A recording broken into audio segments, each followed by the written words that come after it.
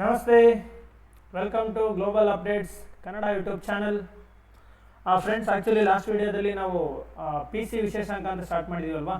So KEA ನಡೆಸಿರೋ ಎಕ್ಸಾಮ್ಗಳಿಗೆ ಸಂಬಂಧಪಟ್ಟಂತೆ ಹಳೆ ಕ್ವಶನ್ ಪೇಪರ್ಗಳು ಮತ್ತು ಕರೆಂಟ್ ಅಫೇರ್ಸ್ ಎಲ್ಲ ಡಿಸ್ಕಸ್ ಮಾಡ್ತಾ ಇದ್ವಿ. ಫಸ್ಟ್ ವಿಡಿಯೋದಲ್ಲಿ ಮೊನ್ನೆ ಹಾಕಿರುವಂಥ ಫಸ್ಟ್ ವಿಡಿಯೋದಲ್ಲಿ ನಾವು ಮಾರ್ಚ್ ತಿಂಗಳಲ್ಲಿ ಕರ್ನಾಟಕ ಕರೆಂಟ್ ಅಫೇರ್ಸ್ನ ಡಿಸ್ಕಸ್ ಮಾಡಿದ್ವಿ ಕಂಪ್ಲೀಟಾಗಿ ಆ ಮಂತಲ್ಲಿ ನಡೆದಿರೋದನ್ನು. ಈ ವಿಡಿಯೋದಲ್ಲಿ ಅಂದರೆ ಪಾರ್ಟ್ 2ನಲ್ಲಿ ಇಂಡಿಯಾ ಮತ್ತು ಇಂಟರ್ನ್ಯಾಷನಲ್ ಇದಕ್ಕೆ ಸಂಬಂಧಪಟ್ಟಿರುವಂಥ ಕರೆಂಟ್ ಅಫೇರ್ಸ್ಗಳನ್ನ ಡಿಸ್ಕಸ್ ಮಾಡ್ತಾ ಹೋಗೋಣ. ಓಕೆನಾ? ಓಕೆ, ಟೈಮ್ ವೇಸ್ಟ್ ಮಾಡೋದು ಬೇಡ. ಸೊ ಡೈರೆಕ್ಟಾಗಿ ನಾವು ಕ್ವಶನ್ಗೆ ಹೋಗಿಬಿಡೋಣ. ನೋಡಿ, first current affairs March month national. Bharat Vistaar, ಯಾವ ಕಲರ್ ಇದು? ಎಲ್ಲೋ ಅಲ್ವಾ? ಓಕೆ, ಬ್ಲೂ ತೊಗೊಂಬೇಡ, ಇದು ತೊಗೊಳ್ಳೋಣ. ಭಾರತ್ ವಿಸ್ತಾರ್ ಏನಿದು? ಡೈರೆಕ್ಟ್ ಕ್ವಶನ್ ಇದು. ಭಾರತ್ ವಿಸ್ತಾರ್ ಅಂದರೆ ಏನಕ್ಕೆ ಸಂಬಂಧಪಟ್ಟಿದೆ ಅಂತ ಡೈರೆಕ್ಟಾಗಿ ಕ್ವಶನ್ ಕೇಳ್ಬೋದು. ಸೊ ಭಾರತ್ ವಿಸ್ತಾರ್ ರೈತರಿಗೆ AI ಚಾಲಿತ ಬಹುಭಾಷಾ ಸಾಧನ. ನೋಡಿ, AI ವಿಸ್ತಾರ ಅಂದರೆ ಏನಂತ ನೋಡೋಣ.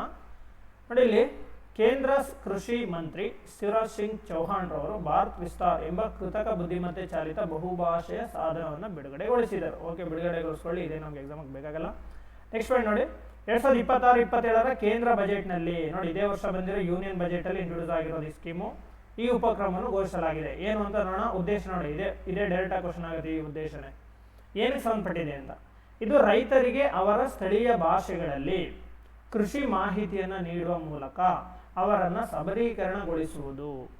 ನೋಡಿ, ಏನು ಮಾಡ್ತಾ ಇದೆ, ಅವರ ಒಂದು ಸ್ಥಳೀಯ ಭಾಷೆನಲ್ಲಿ ಅಂದರೆ ಕನ್ನಡ, ತೆಲುಗು, ತಮಿಳು ಈ ಥರ ಯಾವುದೋ ಇಂಗ್ಲೀಷು, ಹಿಂದಿ ಎರಡೇ ಲ್ಯಾಂಗ್ವೇಜ್ ಅಲ್ಲ, ಎಲ್ಲ ಸ್ಥಳೀಯ ಭಾಷೆನಲ್ಲೂ ಸಿಗುತ್ತೆ. ಸೊ ಸ್ಥಳೀಯ ಭಾಷೆಯಲ್ಲಿ ಏನಕ್ಕೆ ಇನ್ಫಾರ್ಮೇಷನ್ ಕೊಡುತ್ತೆ ಹೇಳಿ? ಕೃಷಿ ಮಾಹಿತಿ, ಅಗ್ರಿಕಲ್ಚರ್ ಇನ್ಫಾರ್ಮೇಷನ್ನ ಕೊಡುತ್ತೆ. ಅದಕ್ಕೋಸ್ಕರ ಡೆವಲಪ್ ಮಾಡಿರುವಂಥ ಒಂದು ವೇದಿಕೆ ಇದು. ಓಕೆ, ಒಂದು ಪ್ಲಾಟ್ಫಾರ್ಮ್ ಆಗಿದೆ.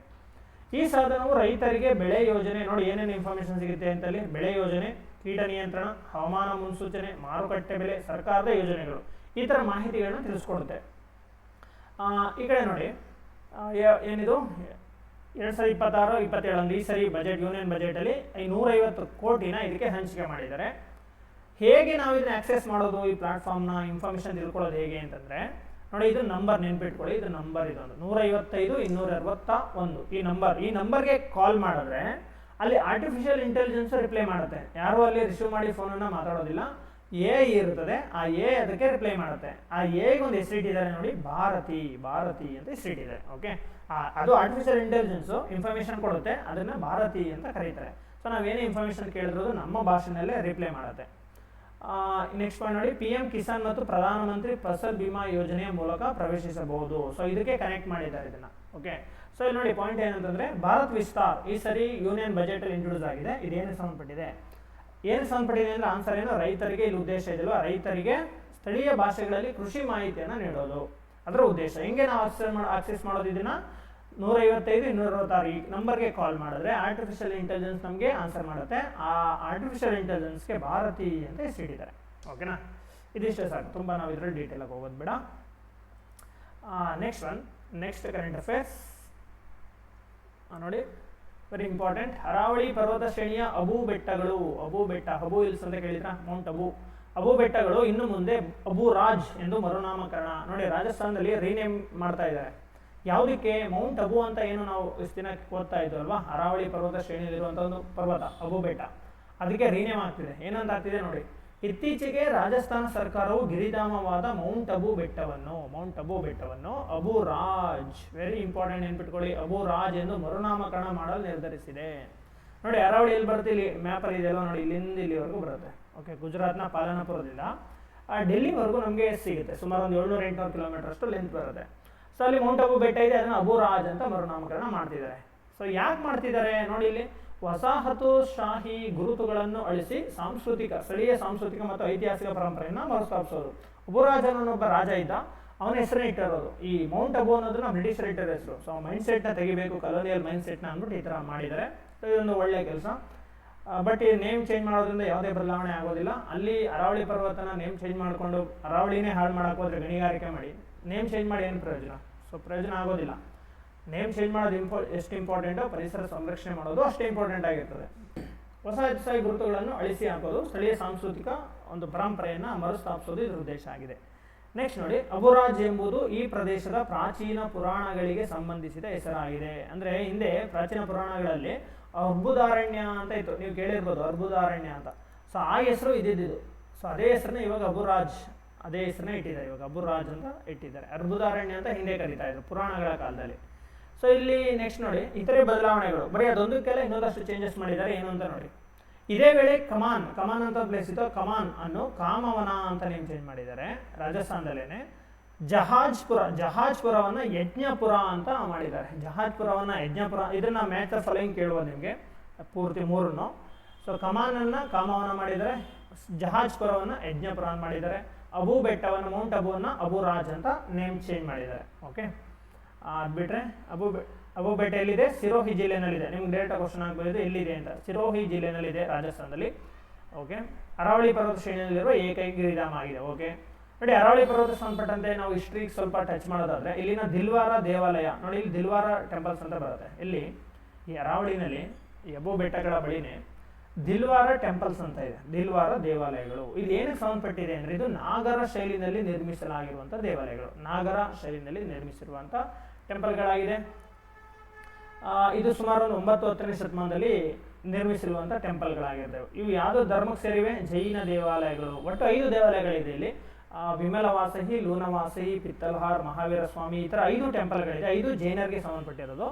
ನಾಗರ ಶೈಲಿನಲ್ಲಿ ನಿರ್ಮಾಣವಾಗಿರೋ ಟೆಂಪಲ್ಗಳು. ಒಂದು ಎಲ್ಲಿ ವೈಟ್ ಮಾರ್ಬಲ್ನ ತುಂಬ ಚೆನ್ನಾಗಿ ಯೂಸ್ ಮಾಡಿದ್ದಾರೆ. ಓಕೆ, ಸೊ ಇಲ್ಲಿ ನಕ್ಕಿ ಅಂತ ಒಂದು ಸರೋವರ ಇದೆ, ನಕ್ಕಿ ಲೇಕ್ ಅಂತ ಕರೀತಾರೆ ಇದನ್ನು. ಓಕೆ, ಬಿಡ ಅರಾವಳಿ ಪರ್ವತ ಶ್ರೇಣಿಯು ಜಗತ್ತಿನ ಪ್ರಾಚೀನ ಮಡಿಕೆ ಪರ್ವತಗಳಲ್ಲಿ ಒಂದಾಗಿದೆ. ಓಕೆನಾ, ಇದೊಂದು ಫೋಲ್ಡ್ ಮೌಂಟೇನ್, ಜಗತ್ತಿನ ಪ್ರಾಚೀನ ಪರ್ವತಗಳಲ್ಲಿ ಒಂದಾಗಿದೆ. ಅಂದರೆ one of the oldest fold mountain in the world ಇದು. ಓಕೆ, ಸೊ ಭಾರತದಲ್ಲಿ ಅತ್ಯಂತ ಪ್ರಾಚೀನವಾದ ಪರ್ವತ ಶ್ರೇಣಿ ಇದು. ಇದು ಸುಮಾರು 2 ಬಿಲಿಯನ್ ವರ್ಷ ಹಳೆಯದು ನೋಡಿ, 2 ಬಿಲಿಯನ್ ವರ್ಷಗಳಷ್ಟು ಹಳೆಯದು. ಯಾವ ಯುಗಕ್ಕೆ ಸೇರಿದೆ? ಪ್ರೋಟೆರೋಜೋಯಿಕ್ ಎರಕ್ಕೆ ಸೇರಿದೆ. ಈ ಶ್ರೇಣಿಯು ಗುಜರಾತ್ನ ಹಿಮತ್ ನಗರದಿಂದ ಪ್ರಾರಂಭವಾಗಿ ರಾಜಸ್ಥಾನ, ಹರಿಯಾಣ ಮೂಲಕ ದೆಹಲಿಯವರೆಗೆ ಸುಮಾರು 700-800 ಕಿಲೋಮೀಟರ್ ಬರುತ್ತೆ. ಸೊ ಅಷ್ಟು ಕಿಲೋಮೀಟರ್ ಹಬ್ಕೊಂಡಿದೆ ಇದು. ಇದೊಂದು ಅವಶೇಷ ಪರ್ವತ ಕೂಡ ಹೌದು. ಓಕೆ, ಇದೊಂದು ರೆಸಿಜುವಲ್ ಮೌಂಟೇನ್ ಅಂತ ಕರಿತೀವಿ. ಅವಶೇಷ ಅಂದರೆ ಅವಶೇಷ ಆಗ್ತಿದೆ. ದೊಡ್ಡ ಮೌಂಟೇನ್ ಇತ್ತು ಫಸ್ಟ್ ನೋಡಿ, ಇದು ನೋಡಿ ಫಸ್ಟ್ ತುಂಬ ದೊಡ್ಡದಾಗಿತ್ತು. ಈಗ ಏನಾಗ್ತಿದೆ ಗೊತ್ತಾ? ಸೌದೋಗ್ತಾ ಇದೆ, ಹೈಟ್ ಕಡಿಮೆ ಆಗ್ತಾ ಬರ್ತಾ ಇದೆ, ಎಲ್ಲ ಕಡೆಯಿಂದನೂ ಸೌದೋಗ್ತಾ. ಅದಕ್ಕೆ ರೆಸಿಜುವಲ್ ಮೌಂಟೇನ್ ಅಂತ ಕರೀತಾರೆ. ತುಂಬ ಹಳೆಯದಲ್ವಾ? ಓಕೆ, ನೆಕ್ಸ್ಟು ಈ ಶ್ರೇಣಿಯಲ್ಲಿರುವ ಅತಿ ಎತ್ತರವಾದ ಶಿಖರ ಗುರು ಶಿಖರ. Very important point. ಅರಾವಳಿ ಪರ್ವತ ಶ್ರೇಣಿಯಲ್ಲಿ ಅತ್ಯಂತ ಎತ್ತರವಾದ ಶಿಖರ ಯಾವುದು? ಗುರು ಶಿಖರ. ಎಷ್ಟಿದೆ? 1722 ಮೀಟರ್ ಹೈಟ್ ಬರುತ್ತೆ. ಇದು ಎಲ್ಲಿ ಬರುತ್ತೆ? ಅಬು ಬೆಟ್ಟಗಳು. ಅಬು ಬೆಟ್ಟ ಅಂದ್ರೆ ಒಂದು ಬೆಟ್ಟ ಅಲ್ಲ, ಅಬು ಹಿಲ್ಸ್ ಅಂತ ಕರೀತಾರೆ. ಸುಮಾರು ಬೆಟ್ಟಗಳಿದೆ. ಅದರಲ್ಲಿ ಎತ್ತರವಾದ ಶಿಖರ ಯಾವುದು ಅಂದರೆ ಇದು ಗುರು ಶಿಖರ. ಓಕೆನಾ, ರಾಜಸ್ಥಾನದಲ್ಲೇ ಬರುತ್ತೆ. So very important. ಇದನ್ನ ನೇಮ್ ಚೇಂಜ್ ಮಾಡ್ತಾ ಇರೋದು ಅರಾವಳಿ ಇನ್ಫಾರ್ಮೇಷನ್, ಇದೆಲ್ಲ ಗೊತ್ತಿರಲಿ. ನೆಕ್ಸ್ಟ್ ನೋಡೋಣ, ನೆಕ್ಸ್ಟ್ ಕರೆಂಟ್ ಅಫೇರ್ಸ್. ಓಕೆ, ನೋಡಿ ನೀವೇನು ಮಾಡಬೇಕು? ಸಬ್ಸ್ಕ್ರೈಬ್ ಮಾಡ್ಕೊಳ್ಳಿ. ನೆಕ್ಸ್ಟ್ ಏನು ಮಾಡಬೇಕು? ಬೆಲ್ ಐಕಾನ್ ಹೊಡಿಬೇಕು, ಅದರಲ್ಲಿ ಆಲ್ ಅಂತ ಬರುತ್ತೆ, ಅದಕ್ಕೆ ನೀವು ಕ್ಲಿಕ್ ಮಾಡಬೇಕು. ಯಾಕೆ ಅಂತಂದರೆ ಇದರಿಂದ ನಾನು ಯಾವುದೇ ವೀಡಿಯೋ ಅಪ್ಲೋಡ್ ಮಾಡಿದ ತಕ್ಷಣವೇ ನಿಮಗೆ ನೋಟಿಫಿಕೇಶನ್ ಬರುತ್ತೆ. ಸೊ ಆ ಕ್ಷಣದಲ್ಲೇ ನೀವೇನು ಮಾಡ್ಬೋದು? ಆ ವಿಡಿಯೋನ ವಾಚ್ ಮಾಡ್ಬೋದು. ಏನಕ್ಕೆ ಸಂಬಂಧಪಟ್ಟ ಮಾಡ್ತಾ ಇದ್ದೀವಿ ನಾವು? ಸಿವಿಲ್ ಪಿ ಸಿ ಸಂಬಂಧಪಟ್ಟಂತೆ ಇನ್ನು ನೆಕ್ಸ್ಟ್ 50 ಡೇಸ್ ಅದಕ್ಕೆ ಸಂಬಂಧಪಟ್ಟಂತೆ ವಿಡಿಯೋಗಳನ್ನೇ ಮಾಡೋದು. ಸೊ ಅದಕ್ಕೋಸ್ಕರ ನೋಟಿಫೈ ಆಗಿರಿ. ಮುಂದಿನ ವಿಡಿಯೋಗಳಲ್ಲಿ ಏನು ಮಾಡೋಣ ಅಂತಂದರೆ VAO ಮತ್ತು PSI 2 ಆಗಿದೆಯಲ್ಲ. ಸೊ ಯಾವುದು 545 ಒಂದು, ಇನ್ನೊಂದು ಯಾವುದು 402. ಸೊ ಇವೆರಡು ಕ್ವಶನ್ ಪೇಪರು ಮತ್ತು ಅದಕ್ಕಿಂತ ಬೇರೆ ಬೇರೆ ಎಕ್ಸಾಮ್ಗಳು ಇದ್ದಾವೆ. ಅದನ್ನೆಲ್ಲ ಬಿಡಿಸೋಣ, ಒಂದೊಂದಾಗಿ ಮಾಡ್ತಾ ಹೋಗೋಣ. ಸೊ ಎಕ್ಸಾಮ್ ಬರೋದ್ರೊಳಗಡೆ ಎಲ್ಲ ಕಂಪ್ಲೀಟ್ ಆಗುತ್ತೆ, don't worry. Next current affairs ನೋಡಿ. ಓಕೆ, ಟ್ರೈಬಲ್ ಆರ್ಟ್ ಫೆಸ್ಟ್ ಅಂತ ಮಾಡಿದ್ದಾರೆ. ಟ್ರೈಬ್ಸ್ ಆರ್ಟ್ ಫೆಸ್ಟ್ ಅಂತ. ಏನಿದು? ಬುಡಕಟ್ಟು ಕಲಾ ಉತ್ಸವ 2026 ನಡೆದಿರೋದು ಮಾರ್ಚಲ್ಲಿ. ಏನಿದು ನೋಡಿ, ಇದೆ ಸಿಂಬಲ್, ಅದು ಗೌರ್ಮೆಂಟ್ ಆಫ್ ಇಂಡಿಯಾ ಕೊಟ್ಟಿರೋ ಸಿಂಬಲ್. ನೆಕ್ಸ್ಟ್ ನೋಡಿ, ಬುಡಕಟ್ಟು ಕಲಾ ಉತ್ಸವ 2026 ಅನ್ನು ಮಾರ್ಚ್ 2ರಿಂದ ಮಾರ್ಚ್ 13ರವರೆಗೆ ಆಯೋಜಿಸಲಾಯಿತು. ಯಾರು ಆಯೋಜಿಸಿದವರು? Very important direct question. Ministry of tribal affairs. ಅಂದರೆ ಇಲ್ಲಿ ನೋಡಿ, ಕೇಂದ್ರ ಬುಡಕಟ್ಟು ವ್ಯವಹಾರಗಳ ಸಚಿವಾಲಯ, ಇವರು ಇದನ್ನು ಆರ್ಗನೈಸ್ ಮಾಡಿರೋದು. ಎಲ್ಲಿ ನಡೀತು? Next direct question. ಎಲ್ಲಿ ನಡೀತು? ಟ್ರಾವೆಂಕೋರ್ ಪ್ಯಾಲೇಸ್ ಎಲ್ಲಿದೆ? ಇದು ಡೆಲ್ಲಿನಲ್ಲಿ ಇರೋದು. ಟ್ರಾವೆಂಕೋರ್ ಪ್ಯಾಲೇಸಲ್ಲಿ ನಡೆದಿರೋದು. ಓಕೆ, ಆರ್ಗನೈಸ್ ಮಾಡಿದವರು ಯಾರು? Ministry of tribal affairs.